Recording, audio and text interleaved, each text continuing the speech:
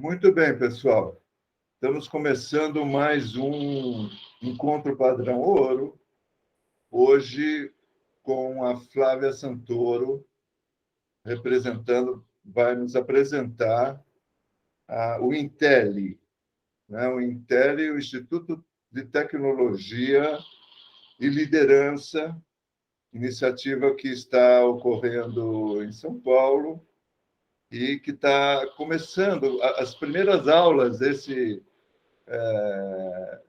nesse início de ano, né?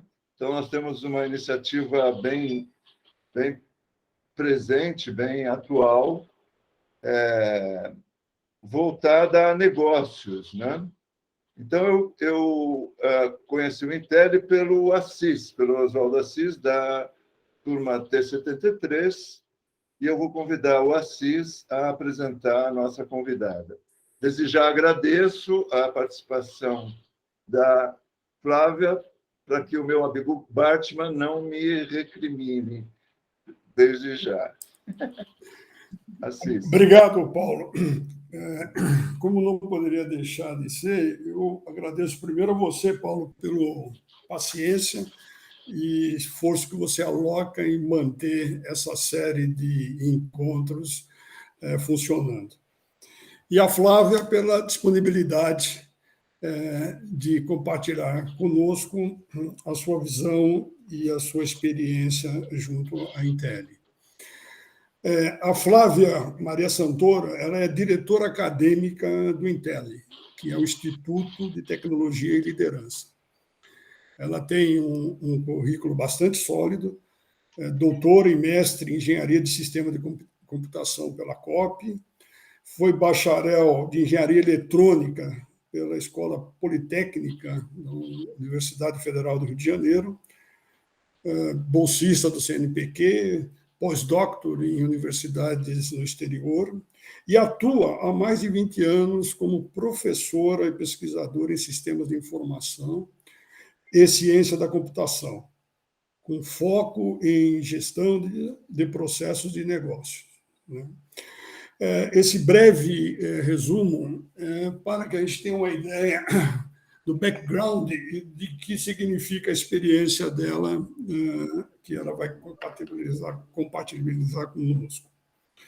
Mas antes eu queria fazer poucas palavras. Quando se pensa num projeto tipo Intel, usando uma linguagem de engenheiro, há vários vetores atuando em uma decisão de se formular, implantar e manter um projeto como esse que nós veremos. Vetores que influenciaram o André Esteves e família e o Roberto Salluti a decidirem alocar recursos financeiros próprios e tempo, que é tão importante quanto. Se dinheiro resolvesse tudo, tá certo? Não seriam os governos que emitiriam dinheiro. O dinheiro é um meio de comunicação para produzir um efeito. Essa é uma visão que eu costumo ter. Dentre esses vetores, que vai até deixar um legado, de retribuir à sociedade um impacto positivo, tem um que eu gostaria de comentar de maneira bastante específica, que foi, e tem a ver um pouco com a nossa discussão aqui, Paulo, que é o seguinte: o Esteves e o Salluti, em contato com um determinado investidor internacional, perguntou por que ele não investia no Brasil. E a resposta foi assim, meio surpreendente. Falou: eu não invisto no Brasil porque vocês formam muito poucos engenheiros. Essa frase, de uma maneira bastante singela, provocou, tá certo, uma reação que acabou dando no Intel. Eu fiz esse comentário porque, realmente, pensa, por exemplo, a nossa escola. Há quantos anos eles formam o mesmo número de engenheiros? Eu nem estou fazendo um cálculo, tá certo, em relação à população, né? Dito isso, Flávia, por favor, uma palavra e fique totalmente à vontade.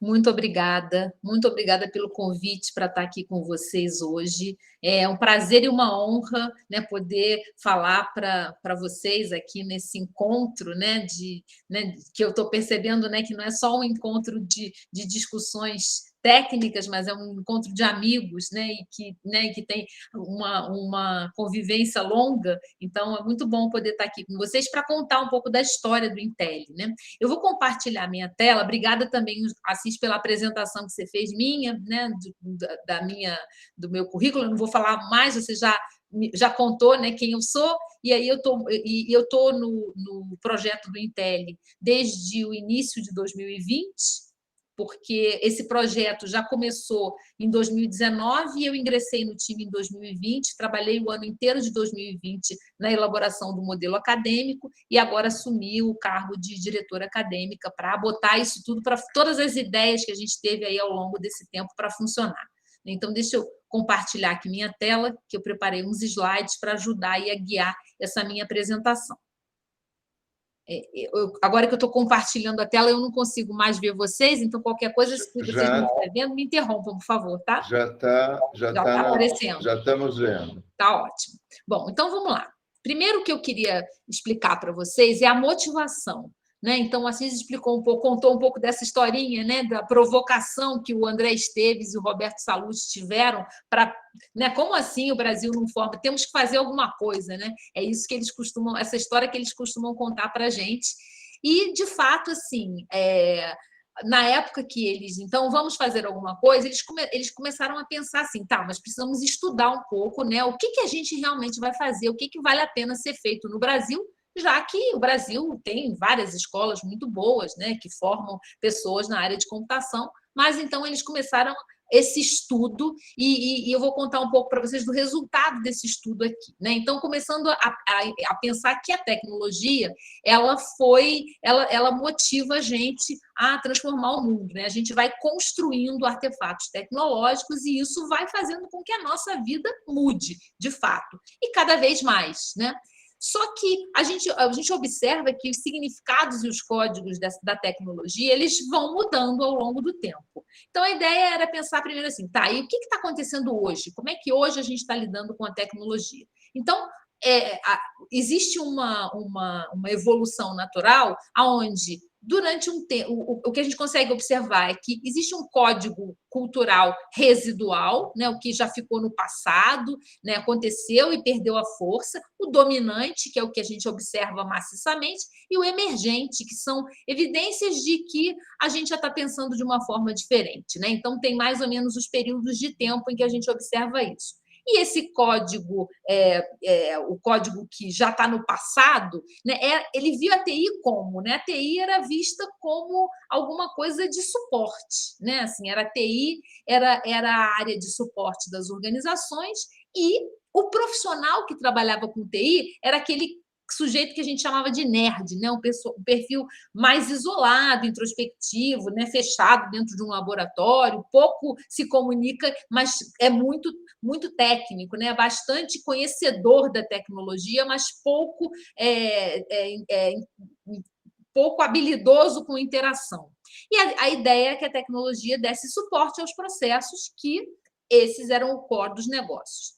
Bom, aí isso mudou um pouco, né? Numa segunda fase, a tecnologia vai se ampliando um pouco e se tornando mais estratégica para as empresas, né? Não tem empresa que não tenha tecnologia, que não tenha um suporte computacional forte. Então, a gente começou a depender um pouco mais da tecnologia. A tecnologia não é mais só o suporte para o processo. Sem tecnologia, o processo não roda, né? Vamos dizer assim. E aí, esse profissional, ele é um profissional bastante especializado ainda, né? Mas ele tem um conhecimento muito baseado em técnicas específicas, né? Por exemplo, o programador Java, o sujeito só sabe Java, ele programa Java, ele conhece aquilo, mas ele não tem uma ampla variedade de conhecimentos. A tecnologia, então, começa a ser vista como aquilo que é o negócio em si. E os códigos emergentes, né, nesse cenário, que é o que a gente já está vivendo agora, né, a gente já está, a gente não pode dizer que é maciço, mas a gente já observa isso na sociedade. A tecnologia, ela passa a ser essencial, ela está em tudo na nossa vida, né, e ela muda realmente, ela transforma a realidade em que a gente está vivendo. A gente, um pouco antes, né, quando a gente entrou aqui, a gente estava justamente falando, né, sobre isso, como essa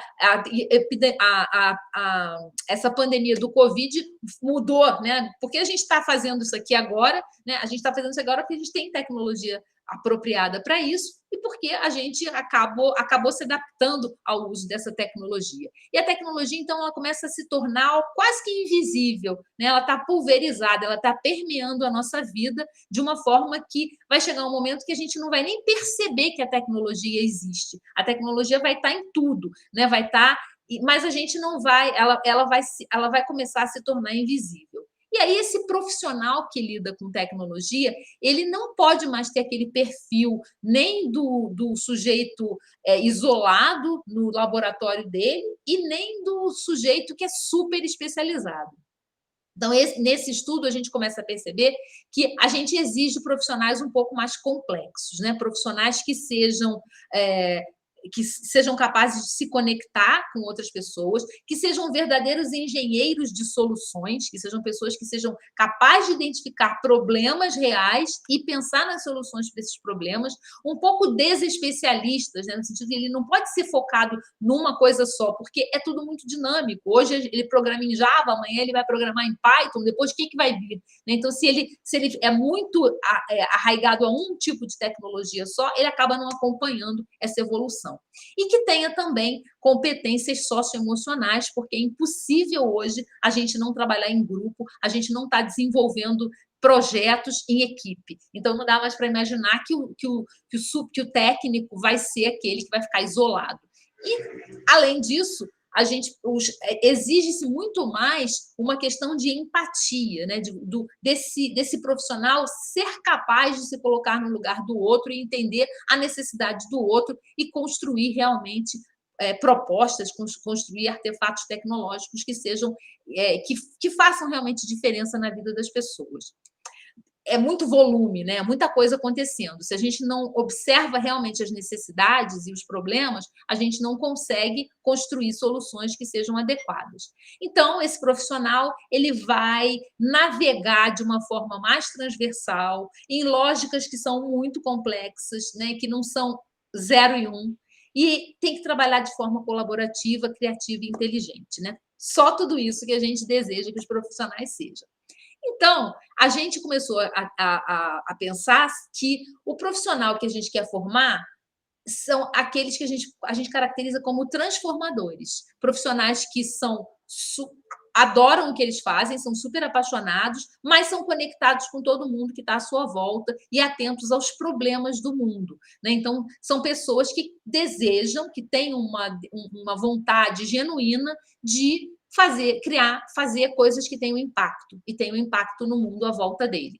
Para isso, eles precisam conectar diferentes áreas de conhecimento e trabalhar em equipe e de forma criativa. Então, todas essas características são as características de profissional que a gente deseja formar. Por outro lado, como eu tinha falado também antes, todo negócio se tornou um negócio de tecnologia, né? A tecnologia está em todos os negócios. Então, a gente precisa, reconhecendo isso, né, a gente vai precisar formar profissionais que saibam lidar com tecnologia, que trabalhem voltados para a tecnologia. E aí entra aquele problema que a gente estava falando, né? O Brasil não forma, de fato, profissionais em número suficiente para atender ao que a gente precisa, né? Então, aqui tem alguns números que mostram assim, quantas pessoas se formam na área de tecnologia, na área de computação, né? Particularmente, a gente está falando, no nosso caso, a gente fez esse estudo voltado para cursos de computação, seja de ciências da computação, engenharia da computação e também os outros dois que a gente está oferecendo, que é engenharia de software e sistemas de informação. Então, os 10 melhores cursos de computação do país, aproximadamente, oferecem 1.200 vagas por ano. Mas quantos alunos eles realmente formam por ano? Muito menos do que isso, né? Porque a gente sabe que tem evasão, que tem a retenção. Então, todos esses problemas, a gente tem muito menos gente formada. Então, é muito pouco para um país como o Brasil, não, para um país com tanta necessidade como o Brasil tem. Então, de uma certa forma, aquele investidor que deu aquela resposta para o André Esteves, ele não estava de todo errado, né? Eu vou investir num país que depois não vai conseguir cumprir uma meta de produzir tecnologia, que não tem engenheiro suficiente, não dá, né? Então, diante de todo esse cenário, né, a gente tem uma mudança de perfil esperado desse profissional e a gente tem uma necessidade real de formar mais gente. Aí eles resolveram, então, criar uma instituição de ensino superior, né? Porque houve durante todo esse estudo, houve assim, muita dúvida, será que a gente deve investir em criar cursos para a educação superior, ou cursos de tecnólogo, ou mesmo cursos livres, que formem rápido técnicos e coloquem esses técnicos no mercado. E aí a gente entende que todas essas iniciativas são importantes, porque o Brasil precisa de todos esses níveis de profissional. Mas eles ficaram pensando assim, já tem muita gente fazendo isso, muitas instituições fazendo isso. O que não tem quase ninguém fazendo é pensando em formar um profissional mais do topo, aquele profissional que vai ser um líder de tecnologia, né? Daí até surgiu o próprio nome do INTEL, né? O Instituto de Tecnologia e Liderança, porque o profissional que a gente deseja formar são futuras lideranças na área de tecnologia computacional para, de uma certa forma, ajudar a transformar o Brasil e resolver alguns problemas que a gente tem usando tecnologia, né? Então, e aí, assim, como eles mesmos dizem, se é para fazer, vamos fazer bem feito, né? Então, vocês devem, talvez alguns de vocês tenham visto que na mídia, um dos primeiros anúncios na mídia que saiu era falando assim que o André Esteves estava querendo criar o MIT brasileiro.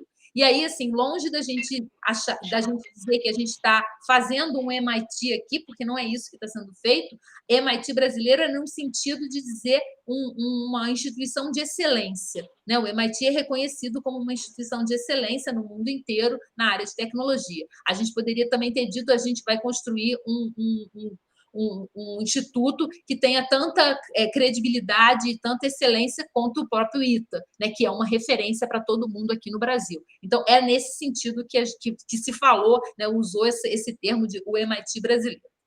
Mas aí, assim, de fato, o que a gente imagina, né? Então, dado essa questão do perfil, né, o que a gente espera buscar no aluno de ensino médio no nosso processo seletivo são alunos que tenham esse desejo, né, de buscar conhecimento de fronteira e que tenham a intenção de concretizar as ideias deles e movidos por desafios. A gente também sabe que a gente está propondo um modelo um pouco diferente do modelo tradicional, né, em termos de modelo acadêmico, né, de grade curricular, e nem todos os estudantes que se formam no ensino médio eles querem fazer, né? Eles estão em busca disso. Mas a gente quer trazer para o nosso instituto alunos que tenham esse perfil, né? Então, no nosso próprio processo seletivo, a gente faz um processo seletivo um pouco mais longo do que o tradicional, né? A gente começa com uma prova de matemática e lógica, e aí a gente foca em matemática e lógica, porque a gente entende que é importante que o aluno que venha, a matemática ela vai ser o fundamento de tudo que eles vão estudar no INTEL. Eles vão ter que estudar muita matemática, né? E, então, assim, se o aluno não tem uma base suficiente em matemática ou não gosta de matemática, ele está no lugar errado. Então, a gente foca a nossa prova em matemática. E depois a gente tem uma segunda fase do processo seletivo, que é voltada para essas competências mais comportamentais. Então, a gente vai entender como é que esse aluno ele trabalha, como é que esse aluno ele interage em grupo, né? Como é que esse aluno se comunica, quais são as perspectivas que esse aluno tem, qual é a história de vida desse aluno, o que ele já fez. Ele é um aluno que já participou de algum tipo de projeto, ele já fez algum empreendimento, então ele já teve algum reconhecimento, algum mérito por alguma atividade que ele tenha feito. Então, a gente analisa isso tudo, é uma análise mesmo de perfil. E depois esse aluno então ele passa por uma série de dinâmicas onde ele vai ser avaliado, e aí sim ele vai ser, se ele for aprovado na prova, a prova é eliminatória, então se o aluno não passar na prova, ele não vai nem para a segunda fase, se ele passar na prova, ele vai para a segunda fase, passa por essas dinâmicas, e aí a gente fez uma seleção bastante criteriosa, né? Então, nas boas-vindas que a gente deu para os alunos, todo mundo ficou muito impressionado, né, com os alunos, com a maturidade dos alunos que estão entrando e com a forma como esses alunos já estão lidando com a vida tão jovens. E a gente quer formar exatamente aquele perfil que eu já tinha falado, pessoas, né, profissionais, conectores, engenheiros de soluções, especialistas com habilidades socioemocionais e técnicos empáticos. Bom, e aí, como é que a gente está fazendo isso, né? Então, qual é a proposta de valor do Intelli? A gente abriu 4 cursos de graduação. Os 4 cursos são da grande área de computação. Então, todos eles têm 4 anos de duração, com 4.000 horas. Né? Então, os 2 primeiros anos são tempo integral, por isso que a gente cumpre essa carga horária tão grande em 4 anos. E a gente abriu esses cursos Ciência da Computação, Engenharia da Computação, Engenharia de Software e Sistemas de Informação. Os 4, a gente seguiu as diretrizes curriculares do MEC da computação. Então, apesar de a gente estar abrindo 2 engenharias, a engenharia de software ela já é dentro da computação, e a engenharia da computação existe 2 possibilidades. Né? A gente pode seguir as diretrizes curriculares das engenharias e da computação. A gente optou por seguir as diretrizes curriculares da computação, porque a gente entendeu que nesse momento, a gente queria um alinhamento entre os 4 cursos. O importante para a gente é que o aluno compreenda as diferenças entre esses cursos, a diferença do perfil profissional que cada um desses cursos vai formar. E aí ele vai poder escolher, ele entra num núcleo comum e depois ele escolhe qual curso ele vai. Então, a gente está fazendo isso, né? A nossa proposta de valor é uma combinação de 4 coisas importantes, né? Que é o ensino por projetos, a infraestrutura que a gente criou, um time de docentes muito engajados e que realmente estejam interessados em trabalhar corpo a corpo com os alunos e o perfil, o aluno com o aluno no centro desse trabalho todo. Né? A Maíra, que é a nossa CEO, ela costuma dizer assim, tudo que a gente está fazendo aqui é para o aluno, né? É para trabalhar nessa formação do aluno. E aí eu vou falar um pouquinho sobre cada um desses elementos da nossa fórmula. Né? Primeiro, o nosso modelo é baseado em projetos. Então, a gente tem um currículo que a gente quer 100% baseado em projetos. Isso significa que a gente não tem disciplinas tradicionais. A gente trabalha 3 grupos de competências, as competências de computação, que é as mais importantes, né? As competências de negócios e as competências de liderança.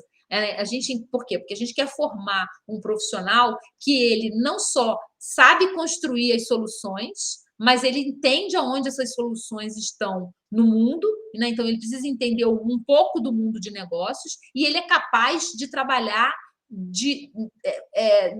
como um líder, seja lá no que ele for fazer. Né? Muitas vezes a gente fala de liderança e as pessoas, o que vem à cabeça das pessoas é o líder, ele é o chefe, ele é aquele que é o gerente, ele é um cargo mais alto.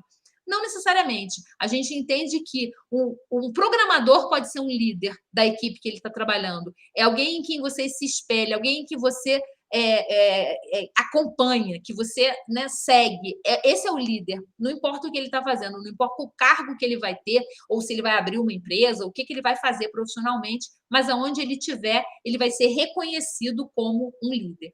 Então, a gente tem esse ensino por competências, a metodologia baseada em projetos, né, onde a gente junta a prática e a teoria, e de forma bem prática, operacionalizando isso, a gente tem um aluno, ele tem 3 grandes momentos.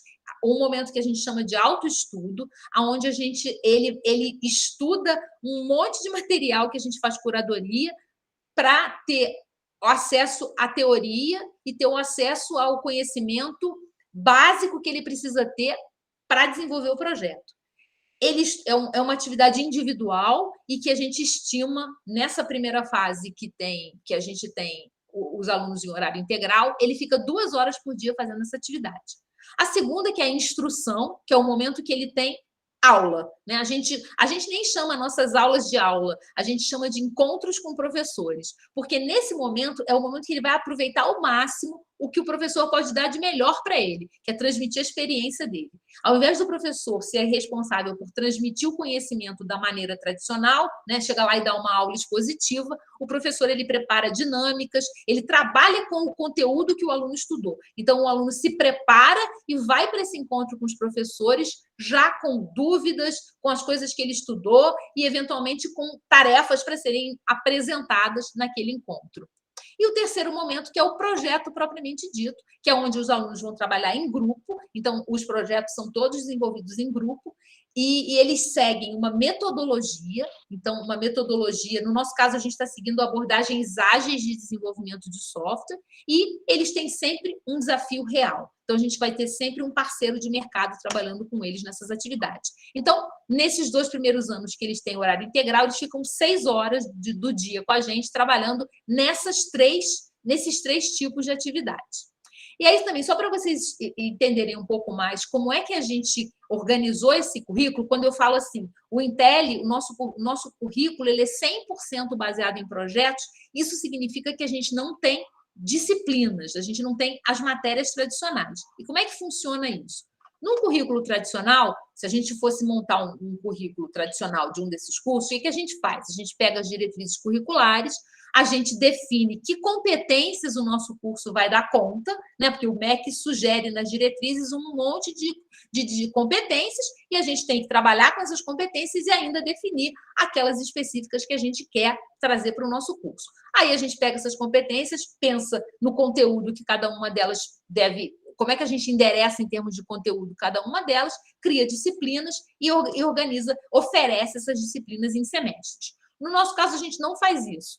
No nosso caso, a gente pega as diretrizes curriculares do MEC do mesmo jeito. A gente tem um conjunto que a gente chama de valores do Intelli, que eu vou falar um pouco mais daqui a pouco.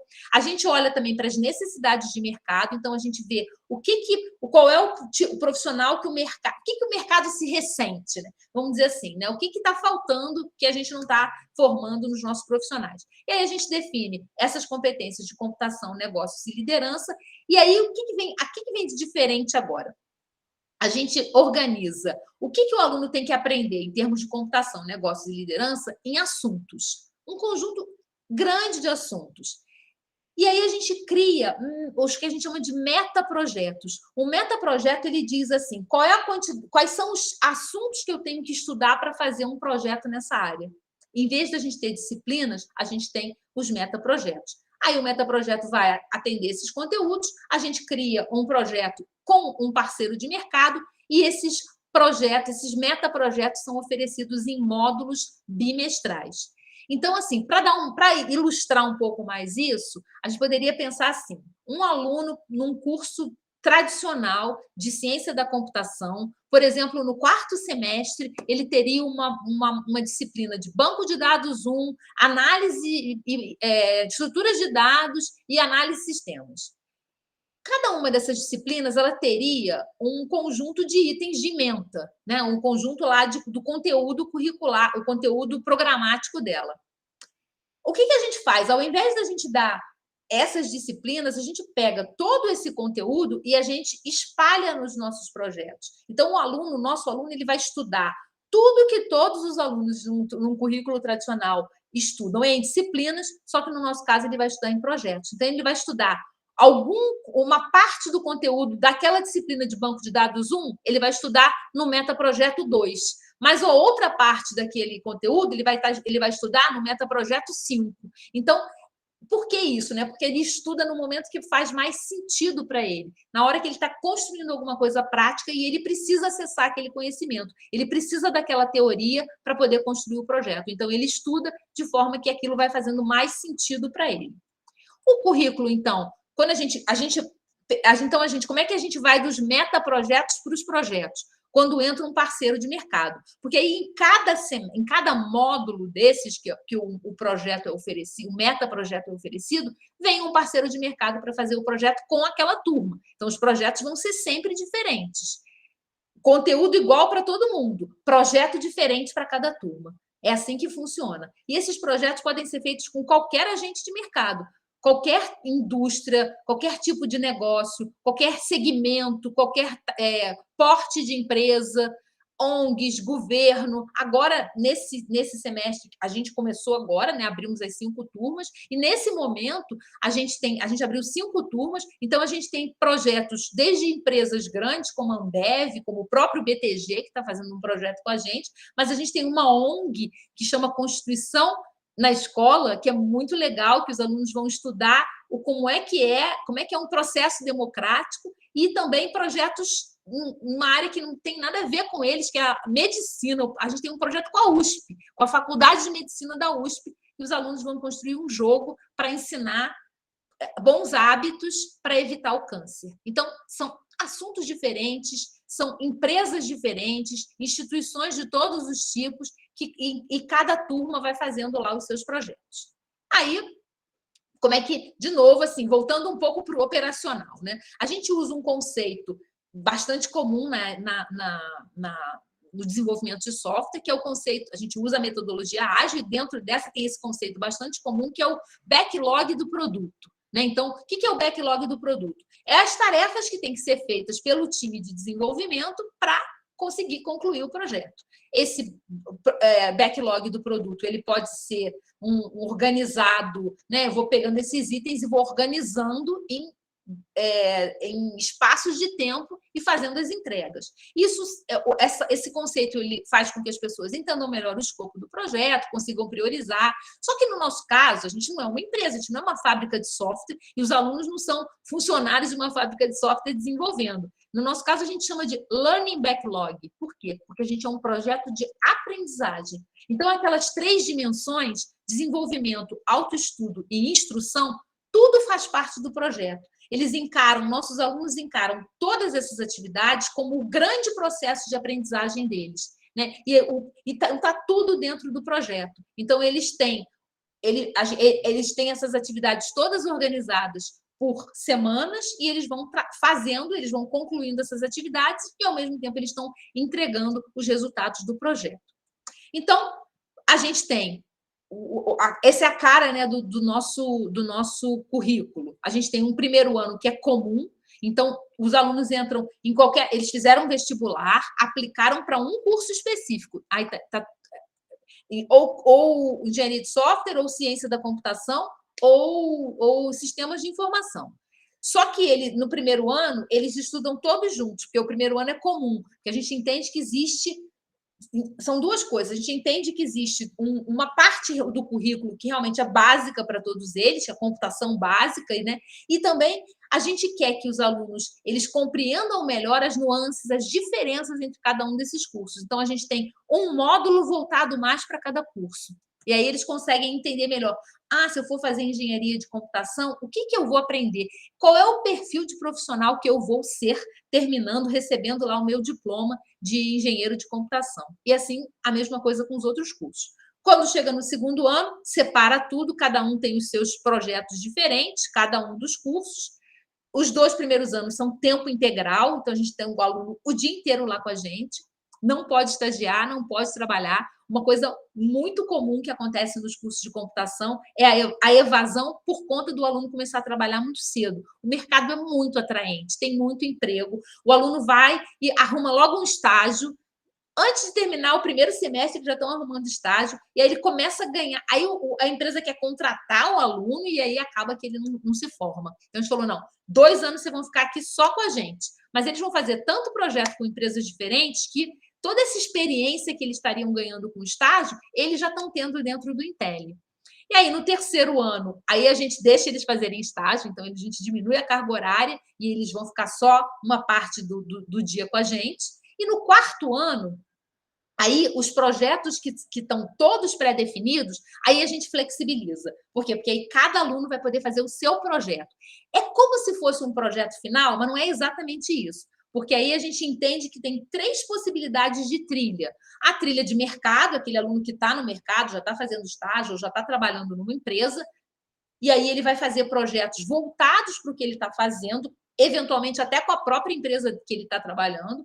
Tem a trilha empreendedora, aquele aluno que tem vontade de ou abrir a sua empresa, sua startup, ou criar algum tipo de empreendimento, né? E aí a gente vai orientar a gente vai criar o projeto dele voltado para isso e dar o suporte para ele fazer esse empreendimento dele, e a trilha acadêmica, porque a gente tem alunos que podem querer seguir a trilha acadêmica, fazer um mestrado, né? Aquele aluno que fez iniciação científica, porque a gente vai oferecer iniciação científica para os nossos alunos, então é aquele aluno que realmente está mais interessado em continuar na academia, e aí a gente vai fazer, esse aluno vai trabalhar em quê? Projetos de pesquisa, ele vai entender o que é fazer um projeto de pesquisa, ele ao invés dele construir, dele fazer um trabalho muito técnico, assim, no sentido dele produzir um software para um projeto, ele vai aprender a escrever artigo, então ele vai fazer uma trilha acadêmica, os projetos deles vão ser voltados para isso, né? Então, no 4º ano, o aluno escolhe a trilha e passa a fazer projetos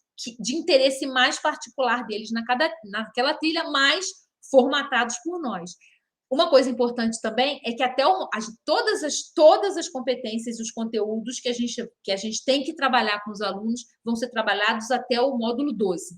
Então, se ele terminar o módulo 12, ele já estudou tudo que ele tinha que estudar. Então, o 4º ano, ele vai realmente se aperfeiçoar naquilo que ele deseja, que ele é melhor e que ele vai trilhar como início de carreira dele depois que ele se formar. Tá? Então, a gente desenhou todo o currículo para funcionar desse jeito.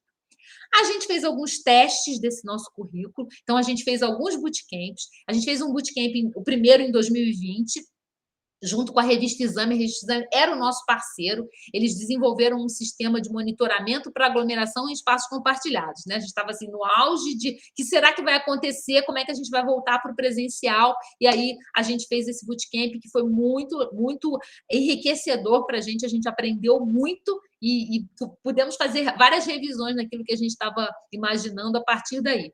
No ano passado, a gente fez mais 2, né? A gente chama de bootcamp, é como se fosse uma simulação do nosso modelo. A gente selecionou alunos, né? Alunos mesmo. No caso de 2020, estava todo mundo parado, porque as universidades públicas, principalmente, ainda não tinham voltado, né, para as aulas. Então, tinha muito aluno parado mesmo, sem ter aula. Então, eles vieram.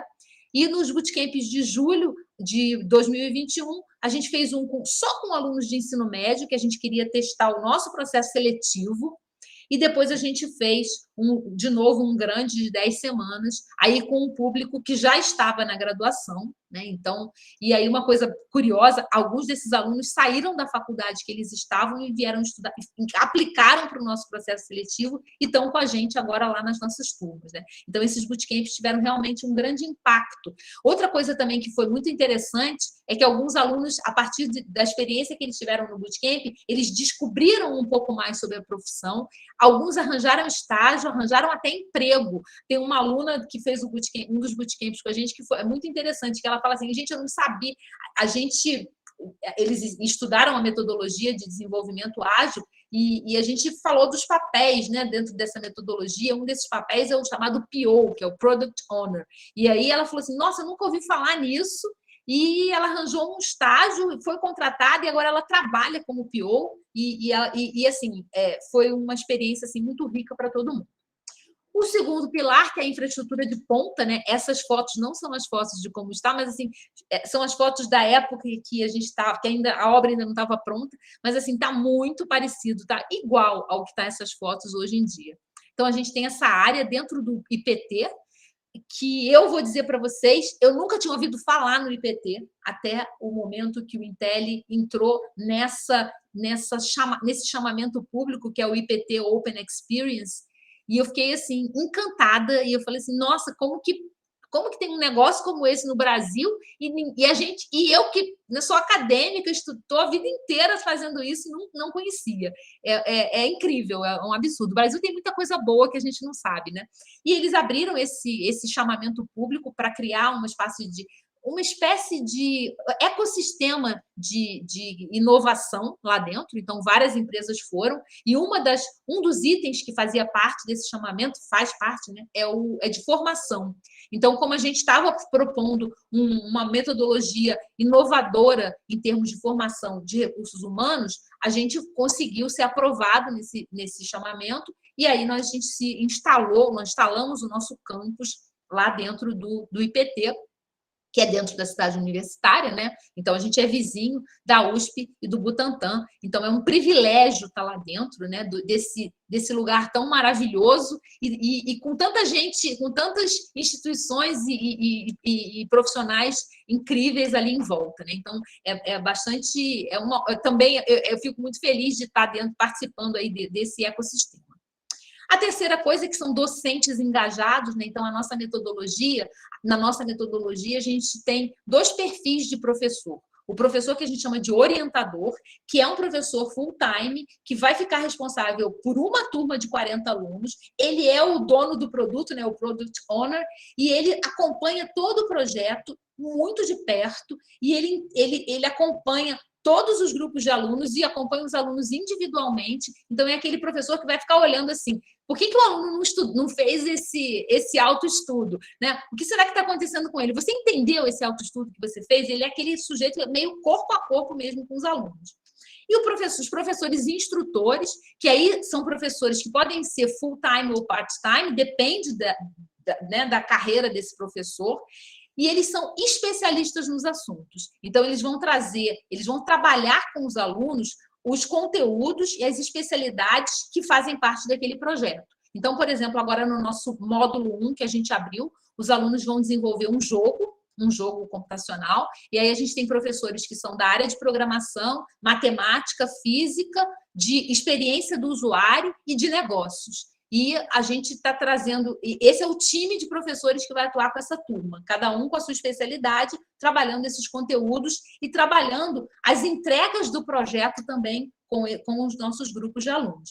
E é muito importante para a gente fez uma seleção também do corpo docente, também muito criteriosa, pensando em pessoas que são muito bons naquele conhecimento, né, e na experiência naquilo, mas também em professores que têm um perfil de querer trabalhar em time, porque esses professores, eles trabalham realmente em time. É muito diferente do professor que vai para a faculdade, dá a aula dele e vai embora.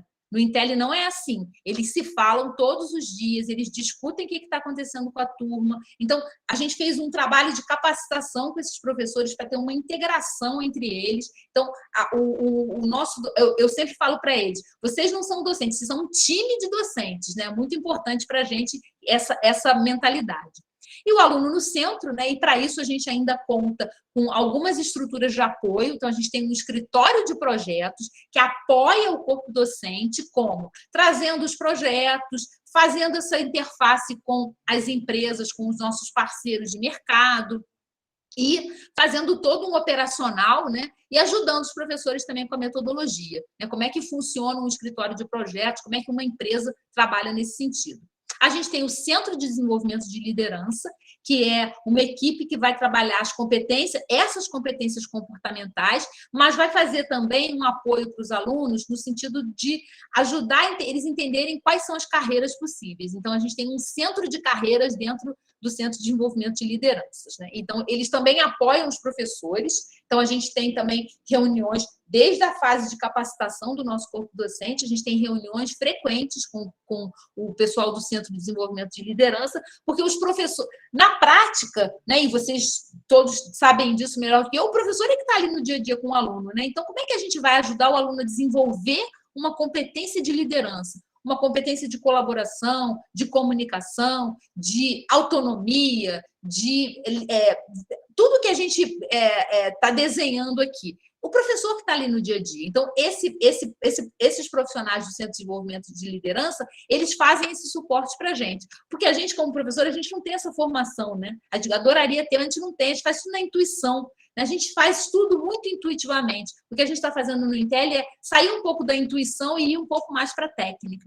E uma infraestrutura também para promover a saúde. A gente acredita que é muito importante o que os alunos pensem na saúde mental, na saúde física deles. Então, a gente criou, por exemplo, um restaurante com alimentação saudável, né, que tem refeições feitas com ingredientes orgânicos, tudo muito bem cuidado, né? E eles têm uma área lá, uma academia aberta, tem uma área que eles podem fazer outros tipos de eventos, qual evento eles quiserem. Então, já tem aluno... Na primeira semana, a gente já tem os alunos se organizando para criarem uma banda. né? Porque a gente tem um espaço lá que eles podem levar os instrumentos e fazerem o que eles, né, o que for interessante para eles. Então, a gente pensou em toda essa infraestrutura para apoiar e para a gente realmente conseguir, né, que o aluno queira ficar no campus, que o aluno veja o campus como o ambiente propício para a aprendizagem dele.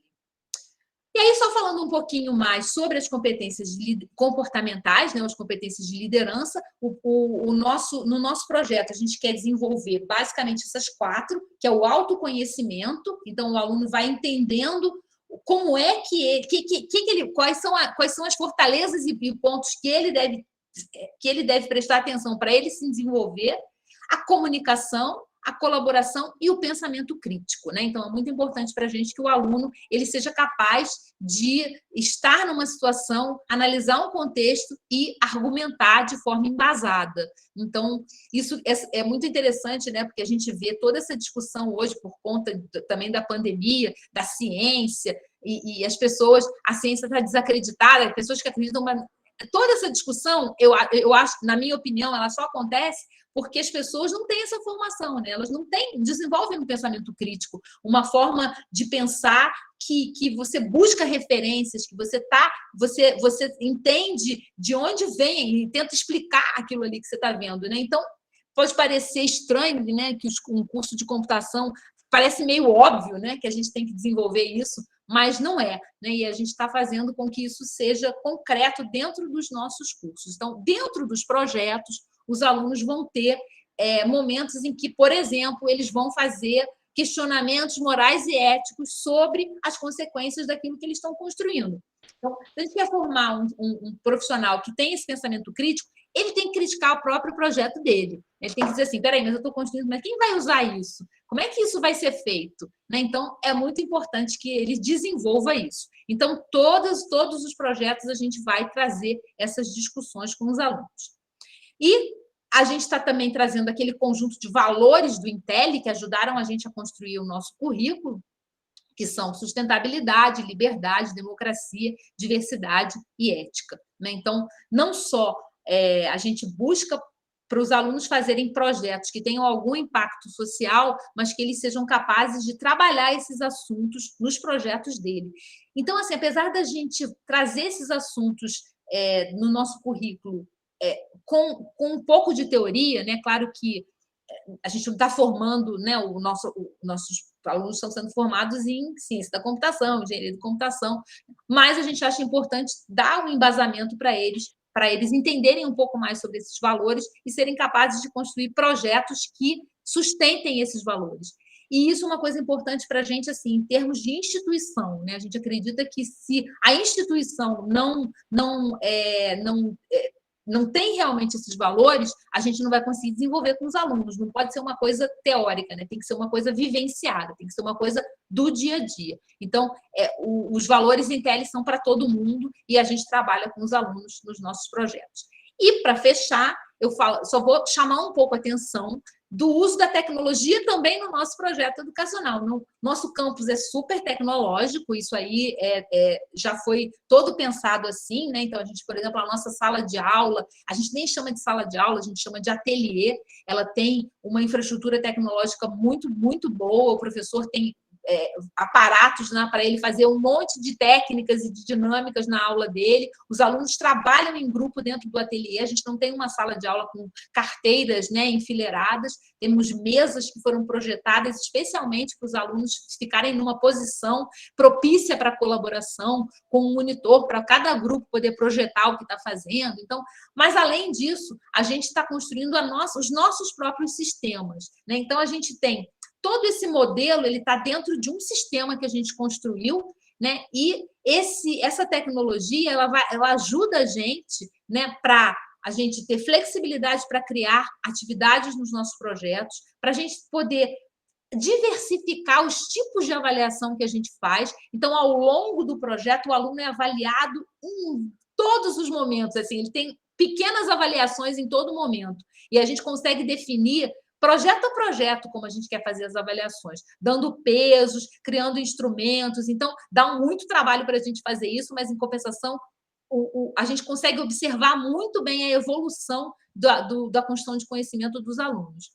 flexibilidade para alocar conteúdo aos projetos, porque na computação é tudo muito dinâmico, então, eventualmente, a gente precisa se atualizar. Então, com os nossos sistemas, é muito mais fácil a gente fazer isso, acompanhar as atividades dos alunos, né? Então, para vocês terem uma ideia, os professores eles têm um dashboard, né? um painel de indicadores do que está acontecendo com. Ele chega no aluno, né? Como é que aquele aluno está se comportando, o que está acontecendo com ele. E aí facilita muito a atuação do professor, né? E, finalmente, a coleta e análise de dados, né? Isso, a gente vai começar a fazer isso agora, né? Porque a gente começou essa semana, mas a nossa expectativa é que a gente está criando um sistema que já permite para a gente coletar dados para a gente poder ficar analisando o nosso próprio processo e tentando melhorar sempre, olhando o que está funcionando, o que não está funcionando, né? E é bom que a gente está começando assim, para a gente não chegar lá na frente e dizer assim, peraí, agora eu não tenho mais o que eu não guardei o dado para poder fazer essa análise. Então, a gente já está começando, dando o nosso próprio exemplo, né? A gente está querendo formar líderes em tecnologia, então a gente também tem que ser líder em tecnologia, então a gente está fazendo tudo dentro de casa. E é isso. Muito bem. Obrigada por vocês me ouvirem. Muito bem, Flávia.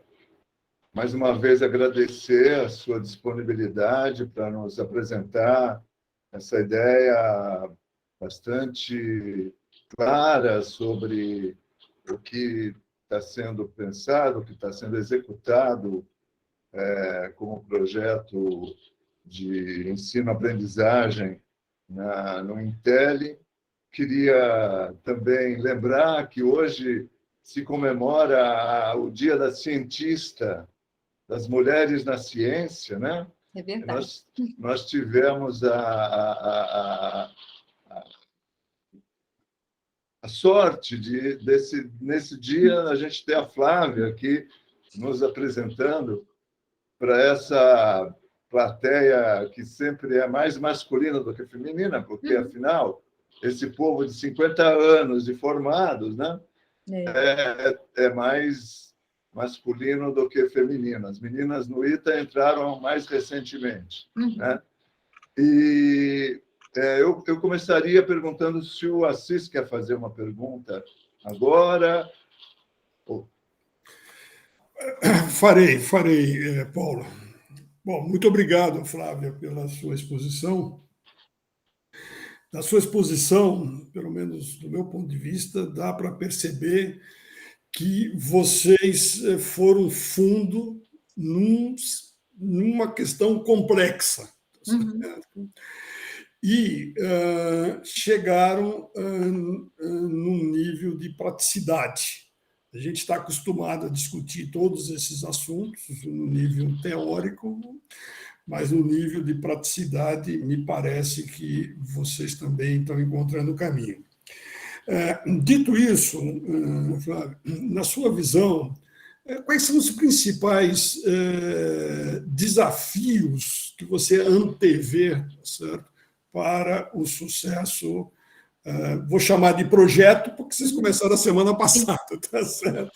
Mas, enfim, vão construir um track record, né? Na sua visão, quais são os principais desafios? Estão no aluno?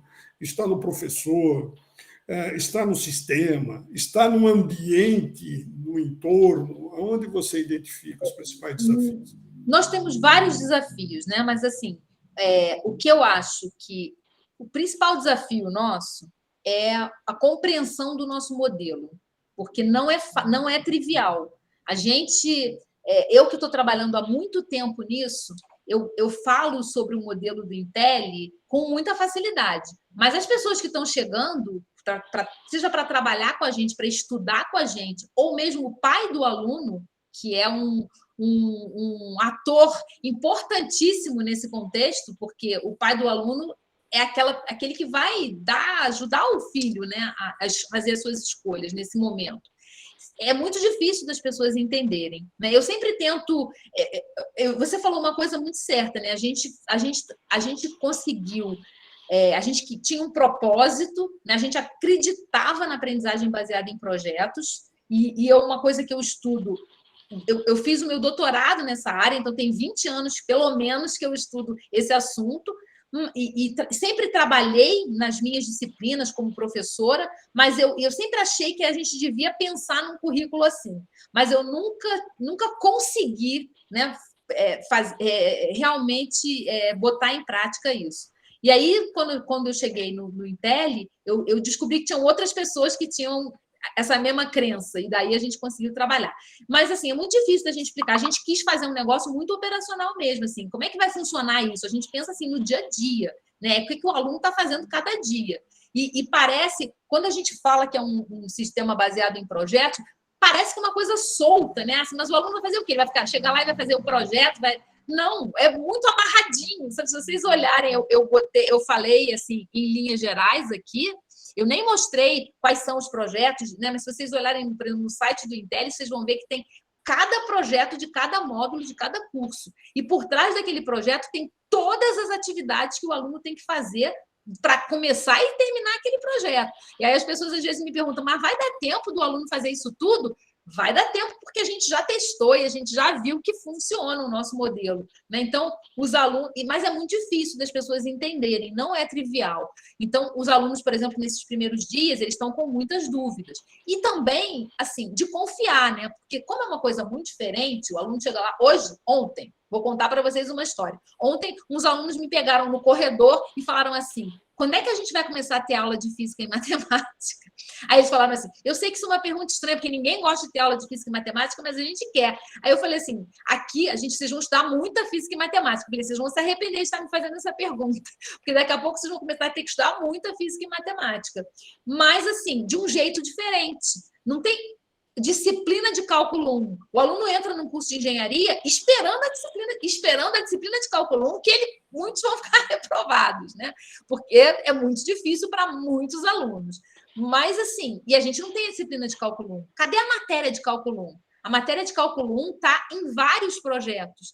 E eles vão ter que fazer, e faz parte das entregas dos projetos, resolver os problemas de cálculo 1. Mas a gente teve que fazer, para a gente construir isso tudo, a gente teve que estudar muito, a gente teve que, né, fazer montar um quebra-cabeça. Por quê? Porque não pode ser um negócio solto. É projeto, mas não é desestruturado, é um projeto bem estruturado. Ele tem todas as atividades definidas, tem todo o conteúdo que o aluno vai estudar e tem tudo que ele tem que construir.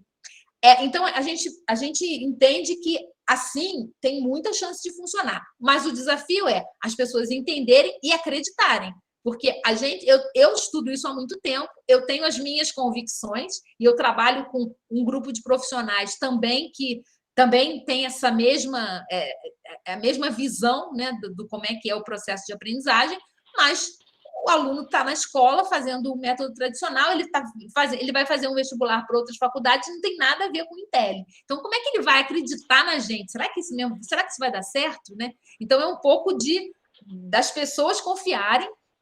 E aí é muito interessante, porque a gente fala muito sobre isso com eles também, né? É muito sobre confiança.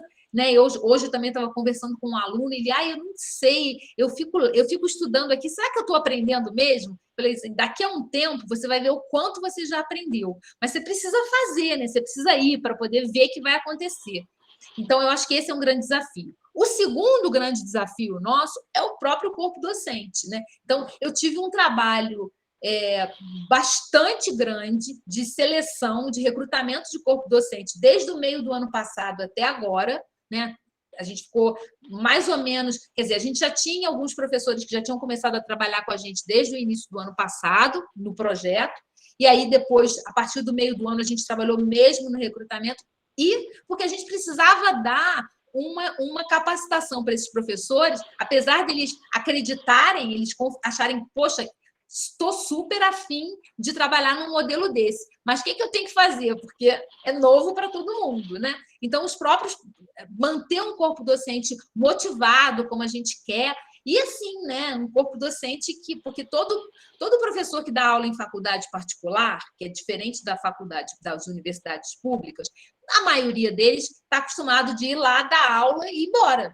Ele vai dar aula dele 2 vezes por semana e não tem essa interação toda. E lá a gente tem um trabalho muito intenso. Então, manter um corpo docente engajado é um dos nossos desafios também. E eu diria assim, o cerne da história, né? Se a gente não tem um corpo docente que esteja realmente motivado para trabalhar, aprender o nosso modelo e trabalhar no nosso modelo, aí a gente realmente não vai conseguir ter sucesso, né? E aí transmitir também isso para a sociedade em geral, né? A gente fala muito com escolas, a gente fala muito com pais de alunos, as pessoas vêm procurar a gente, as pessoas querem conhecer, então a gente tem muito trabalho também de disseminar o que é o nosso modelo, né? E é realmente um grande desafio. No mais, assim, toda a parte tecnológica e tal, a gente... Podemos rodar. Claro. Bom, muito bem, Flávia. Eu gostaria de, antes de entrar nas perguntas dos colegas que já levantaram a mão, temos já uma lista de... Eu vou fazer minha visão sobre minha preocupação, vamos dizer, sobre o modelo que você apresentou, porque nós estamos falando em formação de engenheiros, né? Engenheiros, a menos do sistema de informação, todas as ciências de computação, a gente tem duas outras engenharias mesmo, né? Explícitas, né? Isso. E na formação você vê a necessidade de conhecimentos teóricos e conhecimentos práticos. Na questão dos conhecimentos práticos, você tem que ter bases científicas, né?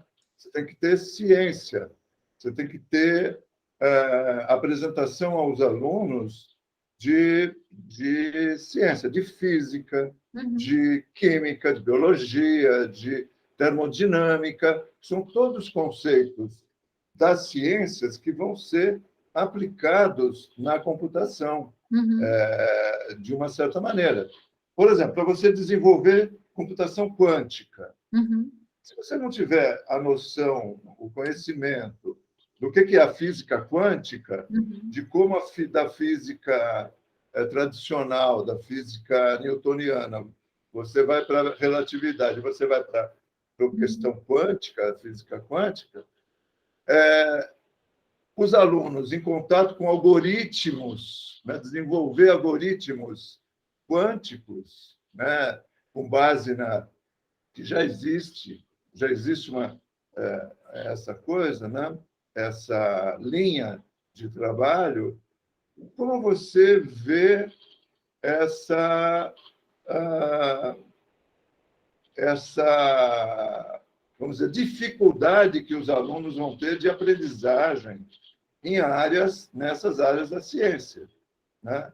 Eu acho muito difícil que aluno saído do ciclo básico, com a formação frágil que a gente vem recebendo, possa ter um conhecimento a partir deles mesmos, se não tiver um tutoramento, um ensinamento a partir de gente que conheça física, que conheça química, que conheça biologia, que conheça termodinâmica. O que você me diz sobre isso? Isso é um ponto muito importante e é um dos grandes pontos de dificuldade mesmo, porque, de fato, primeiro, um ponto que você falou, os alunos têm uma educação... Assim, a gente sabe que essas áreas mais teóricas, matemática e física, principalmente, são frágeis. Os alunos chegam com deficiência, né? Então, uma primeira coisa que a gente já providenciou é isso, né? É uma espécie de nivelamento. A gente nem chama de nivelamento lá dentro do Intelli, mas a gente chama de um aprimoramento em matemática, que é para eles... a gente poder garantir que tudo que eles precisam para começar, eles vão ter. Então, eles já estão começando a trabalhar nisso. A gente já oferece isso para eles, né? E a segunda coisa é que todo esse conteúdo, realmente, assim, é muito difícil. A gente não espera que o aluno vá aprender sozinho. A ideia não é essa, não. A ideia é que, assim, os professores, eles vão... A gente sabe que existem esses conteúdos que precisa de uma aula expositiva mesmo. A gente nunca diz assim, olha, professor, você não pode dar aula expositiva no Intelli. Não é isso. Ele dá... Pode e vai dar, e a gente sabe que tem assuntos que tem que ser assim, por causa disso, porque senão o aluno não vai conseguir chegar lá, né? O que a nossa, então, isso é uma coisa certa nossa. E aí a gente tem que ter profissionais, no nosso corpo docente que tenham todo esse conhecimento, toda que entendam, né, desses assuntos para poder fazer isso. Então, a gente já tem agora. A gente fez, dentro do nosso corpo docente, nós temos 2 professores já que são dessas áreas de matemática e de física e que têm uma formação excelente e que vão começar a trabalhar esses assuntos com os alunos agora. À medida que os projetos vão avançando e que eles vão se tornando mais complexos, a gente vai trazendo os assuntos mais complexos. E aí, a questão que é difícil para a gente é: se eu tenho que introduzir um determinado assunto aqui, mas ele tem um pré-requisito que o aluno tinha que ter estudado antes, não necessariamente ele estudou isso antes em outro projeto. Então, naquele projeto, a gente tem que trazer todo aquele conteúdo junto. Então, isso é uma coisa que a gente fez e que a gente já sabe né, e que já está na nossa matriz curricular. Tá? O que a gente não tem, que a gente não acredita, é que o aluno precisa estudar todo um conjunto de conhecimentos que são muito fora da computação. Porque a gente sabe que no currículo tradicional de engenharia, normalmente o aluno estuda, muitas físicas e muitas... Matemática nem tanto, que eu acho que a matemática realmente, tudo que eles estudam é necessário. Mas tem muitas áreas da física que os alunos às vezes estudam que não são afins com o que ele está estudando. Eu vou dar o meu próprio exemplo. Quando eu fiz engenharia eletrônica, eu estudei um monte de físicas que eu sabia que não ia ser importantes para a minha formação como engenheira eletrônica. Foi importante para a minha formação, talvez, como cientista, como uma pessoa mais acadêmica? Sim. Mas eu, como profissional engenheira eletrônica, foi um conhecimento que eu nunca usei. E nem eu poderia ter estudado outras coisas que realmente seriam mais importantes para a minha carreira de engenheira eletrônica, que eu não estudei, porque o currículo tradicional da engenharia eletrônica, naquela época, eu tinha que fazer coisas que todos os engenheiros faziam. E hoje em dia, com a quantidade de engenharias que tem, eu imagino como é que não deve ser uma loucura imaginar isso, né? Na minha época não tinha tantas engenharias, né? Então, mas agora tem. Então, isso é uma coisa que a gente realmente acredita, né? A gente pensa nos tópicos de matemática e de física e que são realmente relevantes para um engenheiro de computação, né? Porque senão a gente realmente não vai conseguir dar conta de tudo. Ok, Flávia, obrigado pela resposta. Eu vou agora passar a palavra para o pessoal que se inscreveu. Uhum. O Flávio Barbieri, que é da turma de 64, pode, por favor, abrir o microfone e fazer sua pergunta. Flávio. Ô, Flávio, é o seguinte, eu fico muito entusiasmado com o seu projeto e sei que os desafios são tremendos. Eu estou fazendo algo bem menor, mas eu tenho o mesmo tipo de preocupações. Eu e mais 3 anos estamos conduzindo uma iniciativa que a gente chamou de Organismo de Certificação de Políticos e Cidadãos, o CPC. E ao fazer isso, a gente enfrenta esse desafio.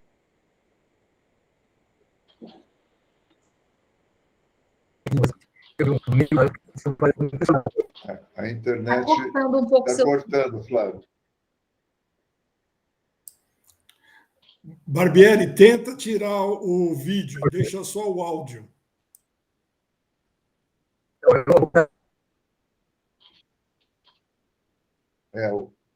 Imagem, esse agora.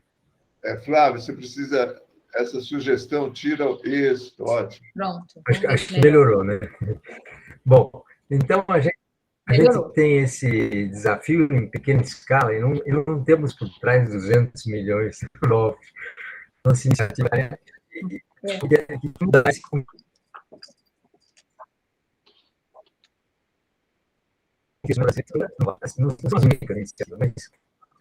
não está dando. Flávio, está cortando muito seu som. Está cortando muito o som. Sair e entrar de novo. Isso. Então, eu vou passar para o próximo pessoa, enquanto o Flávio faz isso, palavra com o Antônio Barros. Por favor, abre o microfone, Barros. Barros? Alô? Eu tinha dado uma saidinha, mas já voltei aqui. Deixa eu acertar meu esconde. Bom, boa tarde, olha, boa noite, né? Extraordinário, fiquei tão impressionado, me parece algo tão muito bem pensado, tudo muito consistente, né? Foi a impressão que me deu, né? E me surgiram assim muitas questões, né? Muitos pontos de admiração também. Logo de início eu vi que os itens colocados foram colocados aí por vocês, a necessidade que o aluno tenha disciplina, dedicação, resiliência, e um ponto que muito importante, que nas todas as reuniões passadas eu mencionei esse ponto, que é ética, né?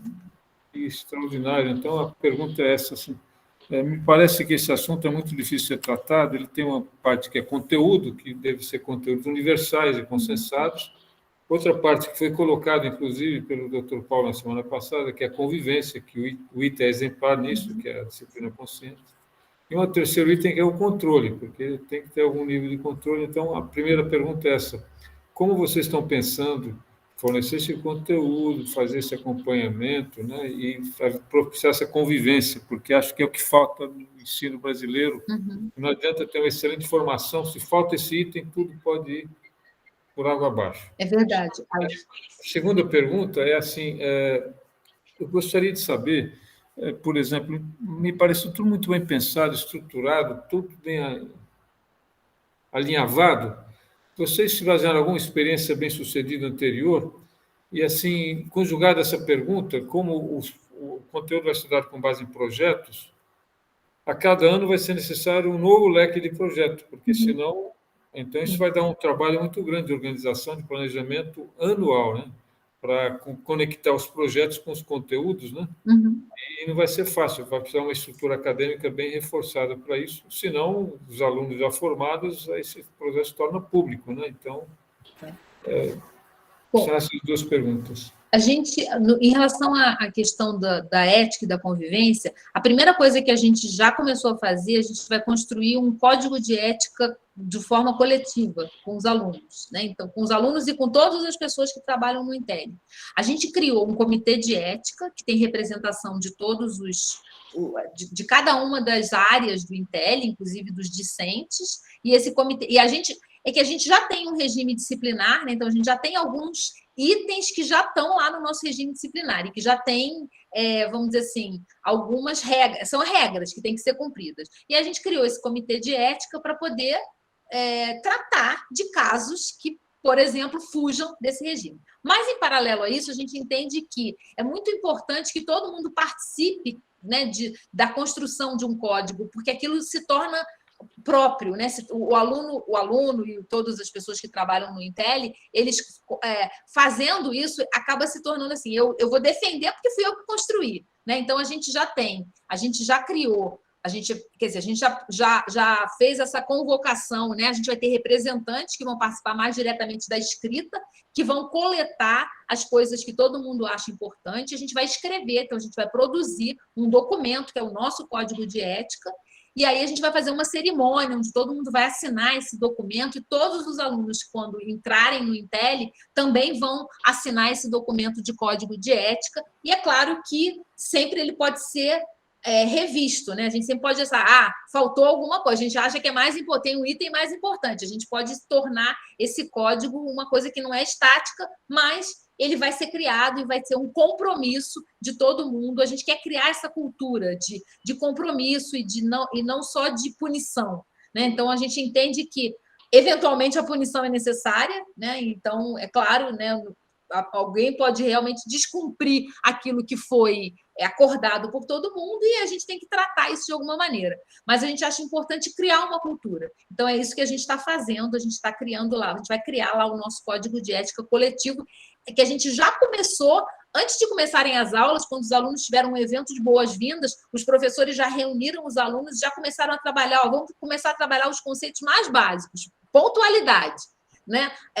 Assiduidade. Então, vamos criar esses compromissos aqui, não pode chegar atrasado, né? O que a gente faz se um aluno chegar atrasado? Então, a gente já começou essas discussões com os alunos antes das aulas começarem.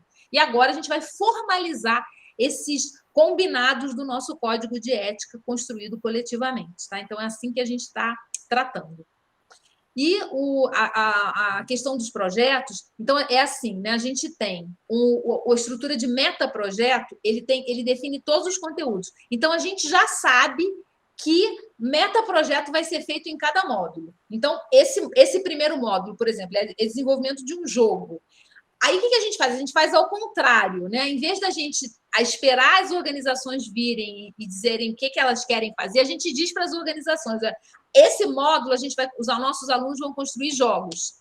Quem tem algum problema que seja resolvido através de um jogo? E aí as empresas vêm com os problemas. A gente vai abrir editais. Então, a gente já fez o primeiro edital que a gente abriu, que foi para esse semestre agora, que a gente abriu no final do ano passado, a gente já teve 35 submissões. A gente teve que selecionar 5.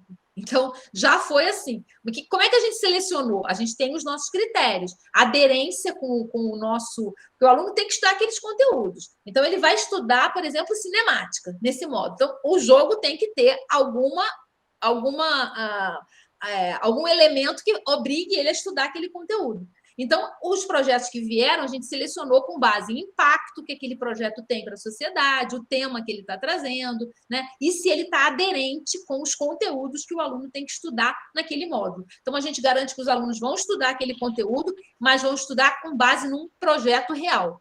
Então, isso, a gente tem um trabalho grande, mas a gente tem essa estrutura que é o escritório de projetos, que vai fazer essa captação, né? Vai trabalhar exclusivamente nessa captação e vai garantir que as turmas passem por uma diversidade de projetos, que isso é uma coisa importante. Não pode a turma fazer o mesmo tipo de projeto todo módulo. Mesmo tipo de projeto é assim, com empresas diferentes, com domínios diferentes, com áreas de negócio diferentes. Então, eles vão ter um grande mapa onde eles vão vendo, olha, assim, essa turma agora aqui seria legal ela fazer um projeto com uma ONG. Então, vamos abrir um edital buscando uma ONG para fazer um projeto?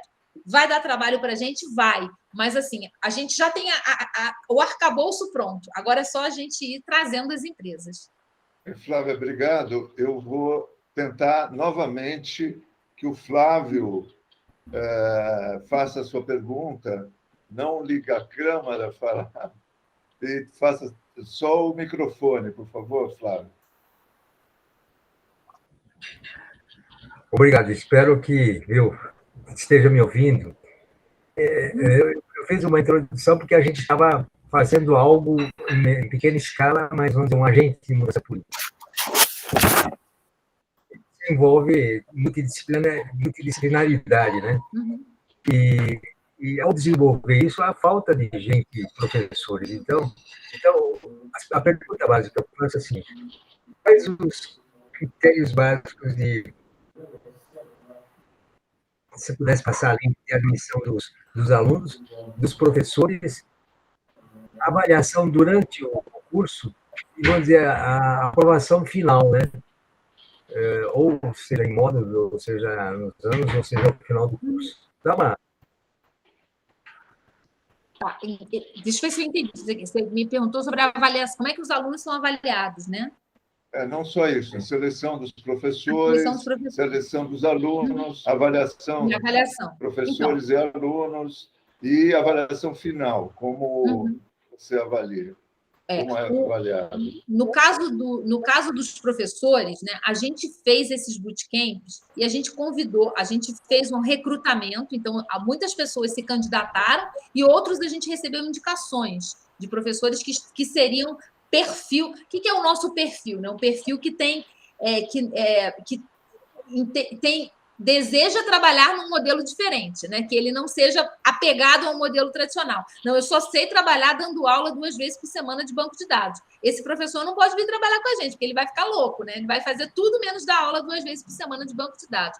O professor que ele tem esse espírito de trabalhar colaborativamente com outros professores e que tem um profundo conhecimento também das áreas que a gente estava selecionando para trabalhar durante esse primeiro ano com a gente, tá? Então, basicamente, a gente observou isso. E a gente, como a gente trouxe esses professores para trabalhar com a gente nos bootcamps, a gente pôde também testar, né? Então, a gente viu como esses professores trabalharam e a gente viu se eles tinham realmente esse perfil, que a gente simulou exatamente o nosso módulo, né? Então, por exemplo, teve alguns professores que a gente não convidou para vir para o corpo docente. Que a gente viu, eles foram bons, eles deram conta de fazer, mas não foram, né? Não sobressaíram, né? Então, a gente não chamou. E alguns não, a gente viu o quanto eles se engajaram, o quanto eles, né, fizeram um esforço de entrar mesmo na nossa metodologia. Então, no processo seletivo dos professores é isso. A gente vai fazer uma avaliação também frequente.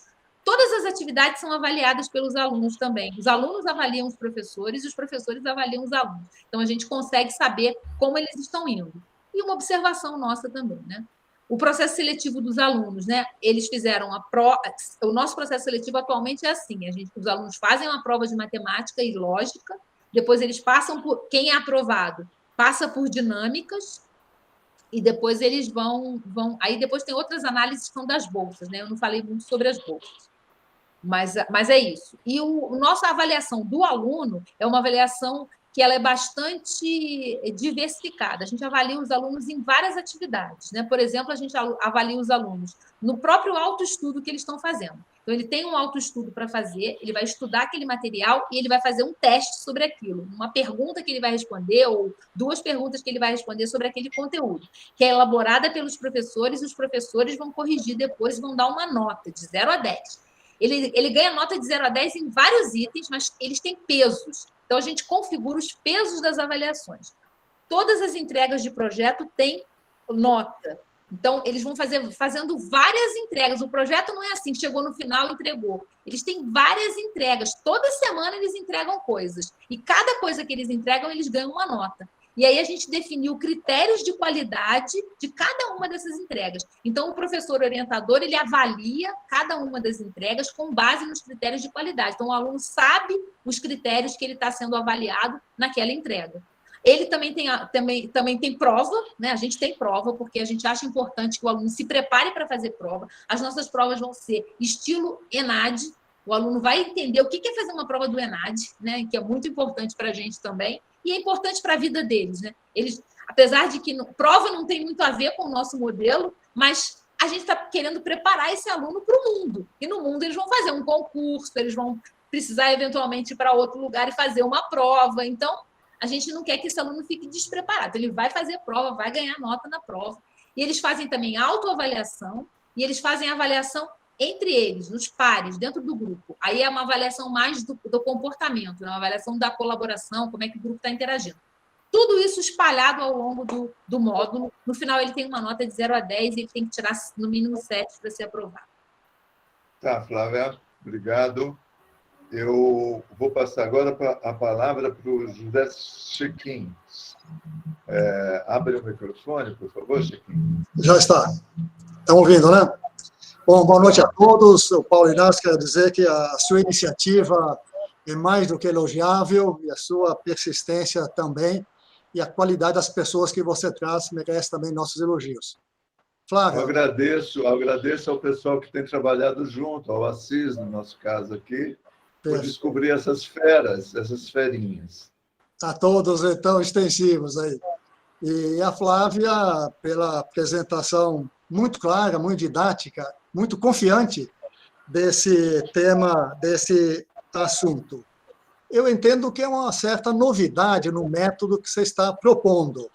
Inclusive, nas perguntas que eu lhe fazer, se esse método já está implantado em algum lugar e que resultados que a avaliação teve. Eu sei que você mesmo disse que atua nesse assunto já há bastante tempo. E é natural, quando você lança uma ideia assim tão nova, que haja ceticismo por parte de muita gente. Mas eu notei que você não está nesse time dos céticos. Pelo contrário, você fala realmente com convicção, irradia, isso é extraordinariamente importante para que você alcance, e a escola de fato alcance esse sucesso importante. Eu achei muito boa a ideia de conectar empresa com ensino e desenvolver a pessoa e as suas teorias junto com os casos práticos. Então, ele não está estudando algo que, eventualmente, nem sabe se vai utilizar. Ele estuda quando precisa, no momento que precisa. Acho que isso aí é muito importante. Eu até chamaria isso quase que de um learning by doing, né? Aprender fazendo. Então, eu espero realmente que vocês tenham muito sucesso nessa empreitada. Mas eu quero fazer 2 outras perguntinhas muito simples, além dessa. Você falou no bootcamp que juntou pessoas num ambiente, num momento complicado de pandemia. Teve algum caso? Não, foi tudo remoto. Foi tudo remoto. Foi tudo remoto. A gente brinca lá no Intel que a gente é a única faculdade que começou no remoto e está migrando para o presencial. Não, eu imaginei que tivesse sido presencial, então realmente a pergunta não foi remoto, não cabe e não faz sentido. Mas eu fiquei muito interessado no projeto que você mencionou junto, se não me engano, com a Escola de Medicina, com USP, para desenvolver hábitos que evitem câncer. Eu sou apaixonado por esse tipo de ideia, porque se você olhar para o aumento da incidência e prevalência, não só de câncer, de doenças crônicas como um todo, e certamente se deve muito a mudanças dos nossos estilos de vida, comparado com o que éramos lá no passado, no meio ambiente também, e muitas dessas outras coisas aí. Se você puder contar um pouquinho mais sobre esse caso, eu lhe agradeceria. Mas parabéns pela apresentação. Obrigada. A gente, nesse estudo que foi feito, várias instituições do Brasil e fora do Brasil foram visitadas, né? Então, a gente não achou assim, não tem nenhuma instituição que a gente tenha conhecido que esteja fazendo um modelo igual ao nosso, mas tem muitas que fazem coisas muito parecidas, né? Por exemplo, a gente tem uma instituição lá nos Estados Unidos, em Boston, chamada Olin. Olin é uma escola que ela é baseada em projetos também, mas ela tem disciplinas. Mas eles fazem muitos projetos diferentes. E, inclusive, a gente fez um workshop com eles, a gente fez sessões mesmo de apresentar o nosso modelo. Eles oferecem esse trabalho, esse serviço, né, vamos dizer assim, para a comunidade externa. Você faz um workshop com eles, então eles ensinam uma porção de coisas que eles estão fazendo, e depois a gente tinha um coaching com professores de lá, onde a gente mostrava o nosso modelo e eles faziam críticas. E faziam críticas, questionamentos, mas e se isso vai acontecer? Como é que vai funcionar? Então, foi assim, uma coisa muito interessante para a gente já receber, já ser sabatinado antes de começar por uma instituição que trabalha. Eles são relativamente jovens, eles têm só 30 anos, mas mas já fazem isso há muito mais tempo, né? Então, foi muito interessante a gente conhecer. Fora isso, tem algumas outras instituições, tem uma instituição até aqui no sul do Brasil que tem alguma coisa também parecida, baseada em projetos, e a gente conversou com todo mundo. Então, a gente realmente teve uma oportunidade de fazer rodas de conversa com muitas instituições para discutir o nosso modelo e para ouvir as experiências deles, né? E aí, com base em tudo isso, a gente construiu o nosso. O projeto da USP é um projeto muito interessante também. A Faculdade de Medicina, o diretor da Faculdade de Medicina da Oncologia, lá da USP, procurou a gente pensando em parceria. E aí, quando a gente contou para eles como é que era o nosso modelo, eles falaram: tem um projeto para fazer com vocês. E aí ele trouxe essa ideia, esse problema, né? O problema que eles estão trazendo para a gente é essa questão de que os maus hábitos podem contribuir para a incidência da doença do câncer. E aí tem vários tipos obviamente que tem vários tipos de câncer diferentes, mas também, e aí, claro, vários tipos de hábitos diferentes, desde hábitos alimentares, cigarro, álcool, tudo isso. E aí, claro que os nossos alunos vão selecionar, eles vão trabalhar com alguns nichos. Mas a ideia deles, que é muito, muito legal, é que a criança é capaz de mudar os hábitos da família.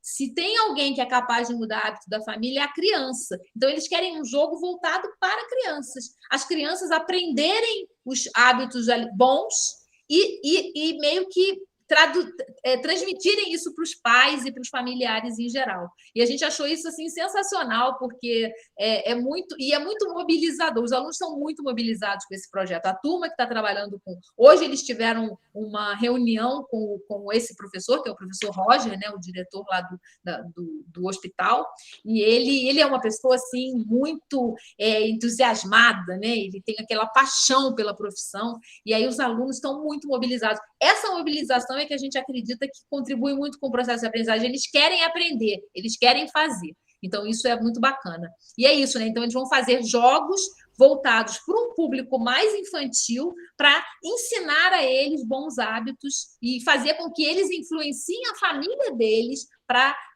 para melhorar nesse sentido, né? Então, é isso o projeto. Maravilha.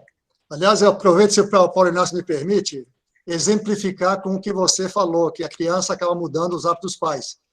Minha mulher foi, uma ocasião, fazem 30 anos, fazer um curso em Manchester de vários meses. Os filhos, que eram pequenos, ficaram comigo. Primeira carta que meu filho manda para ela: mãe, você parou de fumar? Ah, que E bonitinho. ela parou. Olha, tá vendo? Só isso, o pai e a mãe já ficam, né, comovidos. Muito bom. Muito bom, obrigado aí. A apresentação da Flávia, esse exemplo é muito bonito mesmo, né?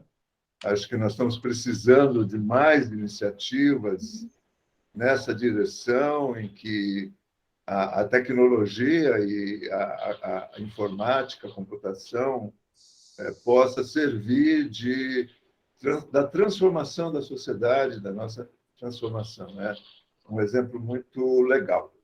Eu vou agora passar para o Raul Antônio Delfiol, o nosso Delfiol, que é da Itaex e é um conselheiro da Itaex. Eu tenho um prazer em abrir a palavra para ele agora. Por favor.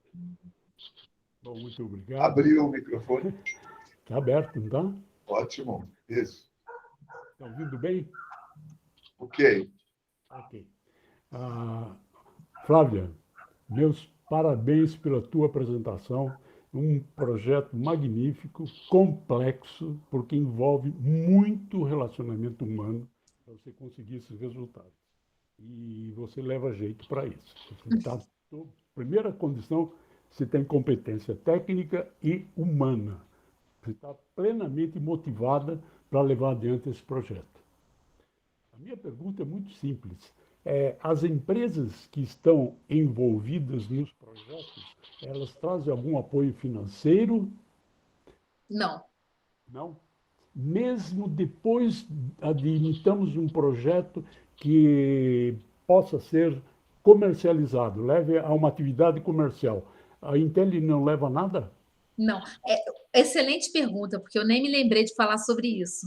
Porque, na realidade, assim, a nossa proposta no Intel é ser uma escola open source, sabe? Assim, tudo é aberto. Então, a ideia de todos os projetos dos alunos, eles vão ser públicos para quem quiser usar. E as empresas, quando elas vêm trabalhar com a gente, como parceiras, elas concordam com isso. A única coisa que a gente não vai, obviamente, ser público são dados das empresas, são informações que são internas. Mas o projeto em si, ele vai ser aberto. Inclusive, a gente está usando aquele repositório público que é o GitHub, o repositório público mesmo. Então, as empresas, elas já de cara concordam com isso. Por quê? Porque assim, os alunos, o que os alunos vão desenvolver em cada módulo não é um produto fechado, né? Então, outras pessoas podem querer trabalhar em cima disso e a gente quer que isso aconteça. A própria empresa que fez e que trouxe o projeto para a gente, ela vai poder pegar aquilo ali e internamente transformar num produto. E aí, se ela vai ganhar dinheiro com aquilo, a gente não vai se meter, né? É problema dela, desde que o que os alunos produziram se torne público e qualquer um possa usar ou possa até desenvolver alguma coisa a partir dali, os próprios alunos, né? O próprio aluno tem a possibilidade de depois, se ele quiser, por exemplo, fazer uma startup com base no produto que ele criou, ótimo, a gente vai incentivar e as empresas, elas assinam um termo de entendimento disso. Então, a gente não tem uma troca financeira, nem de um lado nem do outro, né? A gente não tem nada disso. Agora, por outro lado, vou aproveitar e pegar o gancho da sua pergunta, é que a gente tem outros parceiros, que aí sim são os nossos doadores de bolsa. A gente tem um programa de bolsas muito forte. Isso, aliás, foi uma condição do projeto, desde o início, o projeto do André Esteves e do Roberto Salluti, é que nenhum aluno ele deixasse, que passou no processo seletivo, que foi bem no processo seletivo, deixasse de estudar porque ele não tem condição financeira. Então, a primeira coisa que eles começaram a providenciar foi esse programa de bolsas forte. Então, tem gente trabalhando só nisso. Então, eles captaram, durante o ano passado, o suficiente para 90 bolsas completas. Assim, a bolsa completa o aluno não paga mensalidade, o aluno tem auxílio moradia, auxílio alimentação e uma ajuda de custo para ele viver a vida dele aqui em São Paulo. Então, com isso, a gente conseguiu trazer pessoas do Brasil todo, a gente tem alunos de todos os estados do Brasil praticamente agora, e com a possibilidade de serem bolsistas. E esse programa de bolsas ele é contínuo, então a gente continua sempre coletando bolsas. A ideia desses patrocinadores, assim, eles acreditam no projeto e eles acham que realmente é importante fazer isso para o Brasil. Esses, sim, eles são os nossos doadores, mas não tem nada a ver com os projetos que os alunos desenvolvem, nada a ver, não são as mesmas empresas. Inclusive, tem pessoas físicas que são doadores também, porque tipo assim, adotam um aluno, e aí ele vai pagar, esse aluno vai financiar esse aluno até ele se formar. E também é isso, a bolsa é até o aluno se formar. Ele só perde a bolsa se ele ficar reprovado. Se ele ficar reprovado, ele perde a bolsa. Mas então ele tem que tirar nota boa. É o compromisso que ele tem com a gente. O compromisso que ele tem com a gente é estudar e se formar. E a gente vai garantir que ele consiga fazer isso até o fim. Excelente iniciativa. Só complementando, o que eu acho talvez de mais importante no modelo de vocês é vocês combinarem o desenvolvimento tecnológico dos alunos junto com desenvolvimento comportamental, juntando os dois para obter resultados. Eu trabalhei 45 anos, eu agora sou um aposentado, né? Um velhinho ainda aproveitável. E, ao longo da vida, eu vi tantos colegas de competência técnica elevadíssima, colegas do ITA e de outras escolas, e que, na carreira profissional, alguns chegaram até a fracassar por falta de capacidade de trabalhar com gente, com as pessoas. É exatamente isso que a gente acredita no Intel, por isso que a gente pensa nessa formação mais ampla do que só a gente diz assim, o técnico ele tem que ser excelente, mas ele tem que desenvolver as competências comportamentais, senão ele não consegue trabalhar exatamente assim, então ele não consegue trabalhar com outras pessoas, isso é fundamental. Bom, era isso. Obrigado, hein? E Paulo Inácio, parabéns aí por mais essa apresentação. Obrigado, Delfiol. Vou abaixar sua mãozinha aqui. Eu vou fazer mais uma pergunta para a Flávia. O seguinte, a gente vê que essa iniciativa, uma iniciativa nova, começando agora, ela vai concorrer, de certa maneira, num mercado em andamento, vamos dizer, da cidade de São Paulo, né? A cidade de São Paulo ela é pródiga em iniciativas de faculdades e de iniciativas já em andamento, inclusive. Particularmente uma iniciativa que eu andei olhando nessa minha busca de entender o Intel, foi a FIAP, né? Faculdade de Informática, Administração Paulista. E a outra, ligada à FGV, uma outra faculdade também, né? O INSPER. Não, o INSPER era do IBMEC. Do IBMEC. A própria FGV, ela não compete porque ela não tem curso de computação, mas muita gente procura, né? Ela tem os cursos, vamos dizer, de extensão, né? Que a gente diz na linguagem das universidades. As universidades públicas também estão promovendo cursos de extensão, né? E, particularmente em São Paulo, você tem a FEA, que já tinha cursos há muito tempo, e algumas outras que são muito concorrentes, vamos dizer, com o Intel. Como você vê e qual foi a relação que vocês tiveram nesse contato, né? Pensando também que a gente vai estar muito em rede, né? Nós vamos estar numa rede de colaboração mundial que passa certamente por colaborações possíveis, né, em São Paulo mesmo. Sim, com certeza, a gente está dentro a gente tem várias instituições no Brasil e principalmente em São Paulo, né, que a gente pode dizer assim que competem com a gente, né? Mas assim, primeiro que no nosso ponto de vista, todas as iniciativas todas as boas escolas são bem-vindas, né? Então assim, a gente não acredita que ninguém é demais, porque o Brasil precisa de tudo, né? Agora, é claro que a gente tem esse perfil, e aí talvez essas escolas tenham outro perfil de aluno que eles estão buscando, enfim, eu acho que os alunos vão acabar, os candidatos, né, os nossos candidatos a estudantes do Intel, eles vão acabar entendendo, daqui a algum tempo, quando o Intel começar a se estabelecer, todo mundo vai entender o que é estudar no Intel. E aí os alunos que vão buscar estudar no Intel são esses que têm esse perfil, que é o que a gente está buscando e que entendem que esse modelo é um modelo diferente e querem estudar nesse modelo, né? Mas a gente tem muitas ambições, né? A gente tem a ambição mesmo de se tornar uma faculdade de excelência, uma das faculdades importantes na área de computação no Brasil. E para isso a gente tem que trabalhar bastante, a gente tem que construir nossa reputação, e a gente sabe que construir nossa reputação é formar bons alunos, né? Não existe nada né, assim, se a gente formar bons alunos, esses alunos forem para o mercado e forem reconhecidos como bons profissionais, é aí que a gente construiu a nossa reputação. Então, a gente tem todo um trabalho para fazer para se equiparar a essas boas escolas, que a gente está começando, e eles já estão aí há mais tempo, né? E para ser reconhecido pelo nosso modelo, por aquilo que a gente está trazendo de diferencial. E aí a gente acredita que os alunos vão naturalmente buscar a gente e a gente vai fazer parte aí das primeiras opções de um monte de gente. A nossa experiência agora é que alguns alunos que já estavam um pouco desencantados com os lugares que eles estavam estudando acabaram vindo para cá, enfim, e aí a gente tem trocado um pouco com esses alunos. Mas é isso, a gente espera estar no meio dos melhores. Flávia, quantos alunos são admitidos por ano e quantos se espera, né, formar em 4 anos? A gente admitiu nesse primeiro... A gente resolveu esse ano fazer 2 entradas, né? Fazer uma entrada agora. A pretensão é 240 alunos por ano.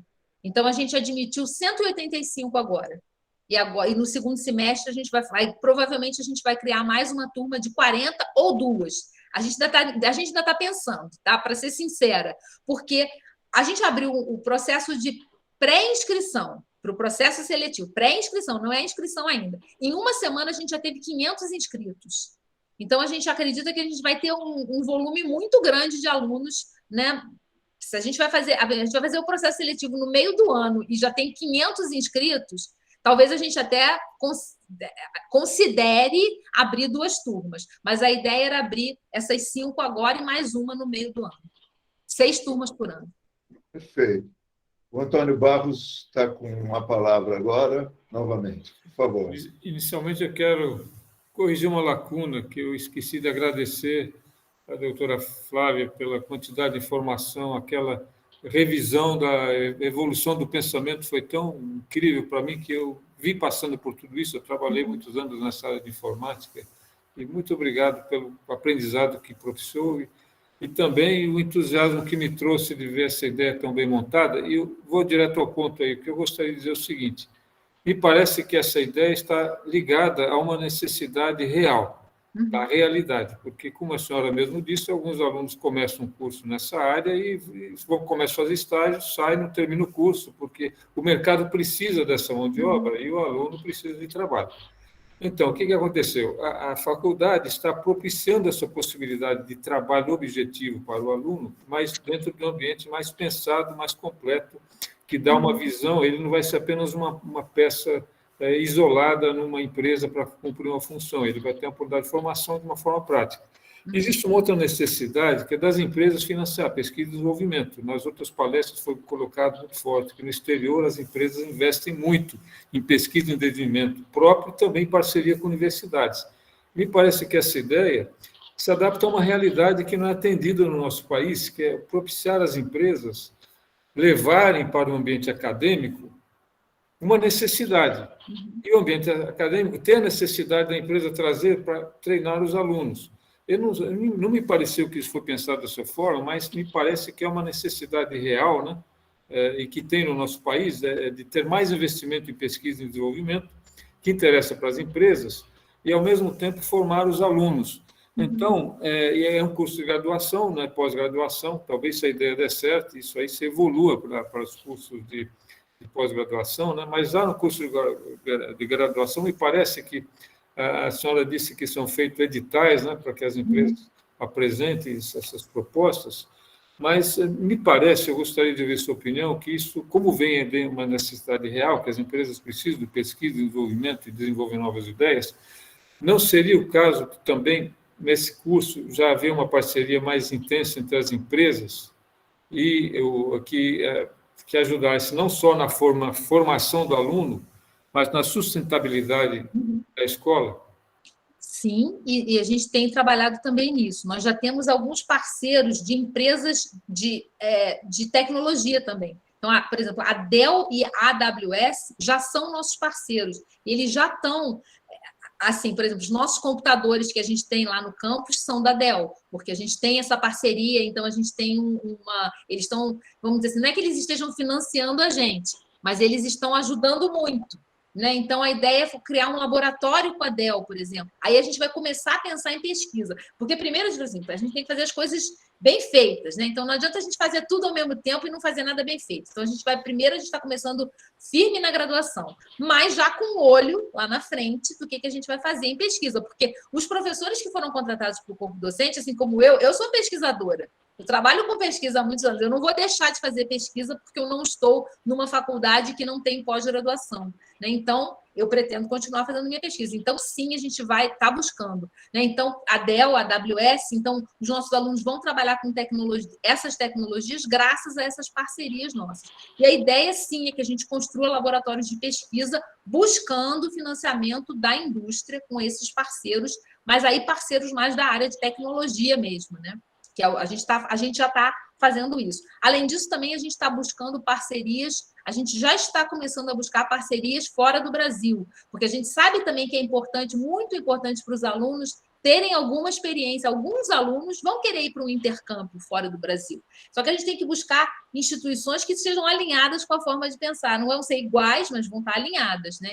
Então, a gente, por exemplo, a gente já tem uma agenda com 4 universidades na Dinamarca para a gente trabalhar projetos de intercâmbio. E aí, com a Universidade de Israel. Então, a gente já está fazendo isso. Então, a médio prazo, a gente já vai ter um ecossistema bem maior aí de parceiros e de instituições de colaborações. Né? Legal, muito boa a questão. Eu vou fazer mais levantar uma lebrezinha aqui. Os alunos... eu tenho acompanhado muito o trabalho do Silvio Meira. Né? Silvio Meira criou o Porto Digital em Recife, criou o César, que é uma escola de formação em informática lá em Recife.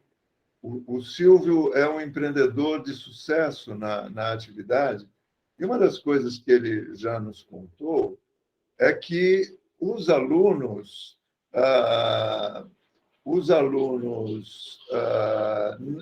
que o pessoal que trabalha na área de informática às vezes não tem curso de superior. A própria formação prática leva a terem salários da ordem de 50, 40 mil reais por mês, quando eles são bons na atividade que eles começaram com seus joguinhos, né? Lá na infância, e foram desenvolvendo a possibilidade de programação e, se tornando programadores, passaram a ser fornecedores de serviço sem formação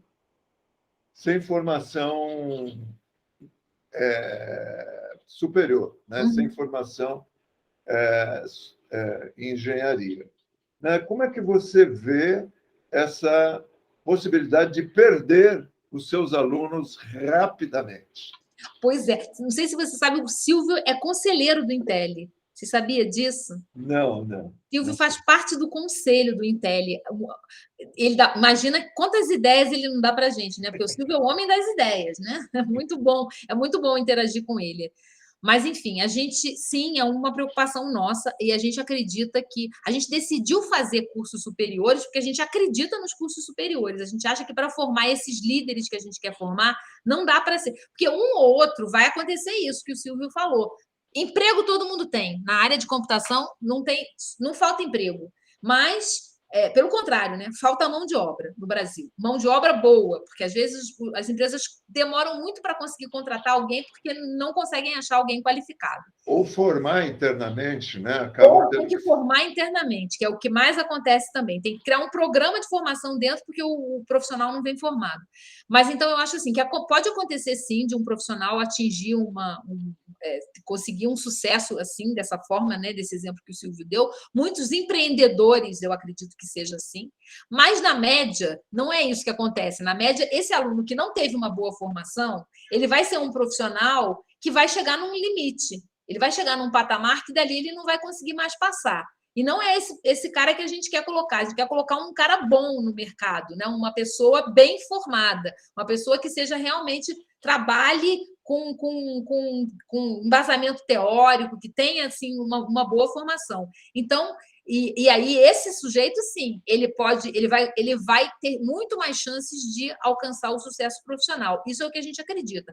E para a gente não perder esse aluno, né, que a gente acha que pode acontecer, ainda mais no nosso caso, o aluno está fazendo um projeto com uma empresa como a Ambev, que a gente tem um dos nossos parceiros agora. Se o aluno for bom, a chance da Ambev querer levar o aluno para trabalhar com ela agora é enorme, mas a gente está no nosso termo de parceria. Não pode chamar os alunos para fazer estágio depois que eles fizeram um projeto com vocês, só depois do 3º ano. Então, eles assinam esse compromisso com a gente. E não quer dizer que o aluno não vai poder arranjar um trabalho em outro lugar. Pode, mas a gente diz, olha, aqui é horário integral os 2 primeiros anos, tem que ficar lá no Intel, de 9 às 4h30, todo dia. E aí não dá para ele trabalhar realmente, né? Então, ele vai ter que escolher, ou ele vai estudar no Intel os 2 primeiros anos, ou ele vai trabalhar. Aí, depois dos 2 anos, a gente deixa ele fazer estágio, porque a gente vai pegar ele só de manhã e de tarde ele pode sair para fazer estágio. Aí ele já passou da metade do caminho, é muito mais difícil da gente perder. Beleza. Eu vou também fazer mais uma pergunta. Eu sei que é um pouco, talvez, prematuro fazer essa reflexão que eu vou colocar agora, mas são as parcerias com parques tecnológicos, onde você abra espaço para startups dos próprios alunos, né? Você apresentou muito legal, tem uma linha, uma vertente de empreendedorismo, além da vertente científica, vamos dizer, de quem siga a carreira acadêmica, tem também aquelas pessoas que vão trabalhar em empresas, em grandes empresas, mas nessa linha do empreendedorismo, você tem aqui no Brasil a iniciativa dos parques tecnológicos, né? Existe alguma perspectiva, algum contato nessa direção? Na verdade, sim. Uma coisa importante é que a gente está nascendo dentro de um parque tecnológico que está nascendo em São Paulo, né? Essa iniciativa do governo de São Paulo, que é o IPT Open Experience, é levar empresas para dentro lá do IPT. E já tem várias e tem outras vindo. Então, os alunos já vão estar inseridos dentro desse ambiente. A gente tem, dentro desse projeto, né, do IPT Open Experience, não é só a questão da localização física, do Intel estar lá dentro. A gente tem um plano de trabalho com o IPT. Então, a gente já tem projetos com o IPT. A gente já nasceu, já tem projetos que a gente vai fazer com o próprio IPT, que é o Instituto de Pesquisas Tecnológicas. Então, a gente tem esse lado, que eu acho que já vai ser muito interessante, né? Mas, com certeza, é importante. Quando os alunos... é claro, é cedo ainda para a gente tratar disso, né? Mas a nossa intenção é, nessa linha, nessa nossa trilha de empreendedorismo, a gente ajudar os alunos a criarem startups. Aí sim, a gente vai ter que pensar junto com eles e, eventualmente, ajudá-los a buscar financiamento, a se inserirem em parques tecnológicos. Aí a gente vai ter que expandir as nossas parcerias para isso, sim. Né? Não estamos trabalhando nisso ainda, mas é uma coisa que está no nosso plano. No horizonte, então, de certa maneira. Muito bem, pessoal. Se não tivermos mais ninguém querendo fazer uma pergunta, outra pergunta à Flávia. Eu vou agradecer. Vamos aqui brindar a Flávia. Saúde. Obrigada, sextou. Paulo. Não consegui pegar meu vinho, mas quando eu sair daqui, eu vou pegar meu vinho e vou beber também. Vou brindar agora virtualmente, depois eu vou abrir a minha. Beleza. Então, pessoal, sextou, vamos terminando a nossa bela entrevista das nossas sextas-feiras. Muito obrigado, pessoal. Muito obrigada. Foi um prazer Obrigado, estar muito com bom. vocês. Eu que agradeço. Obrigado. Obrigado, Flávia. Flávia, Muito bom. parabéns. Obrigada. Boa noite, bom fim Boa de semana noite. para todos. Boa noite. Boa noite.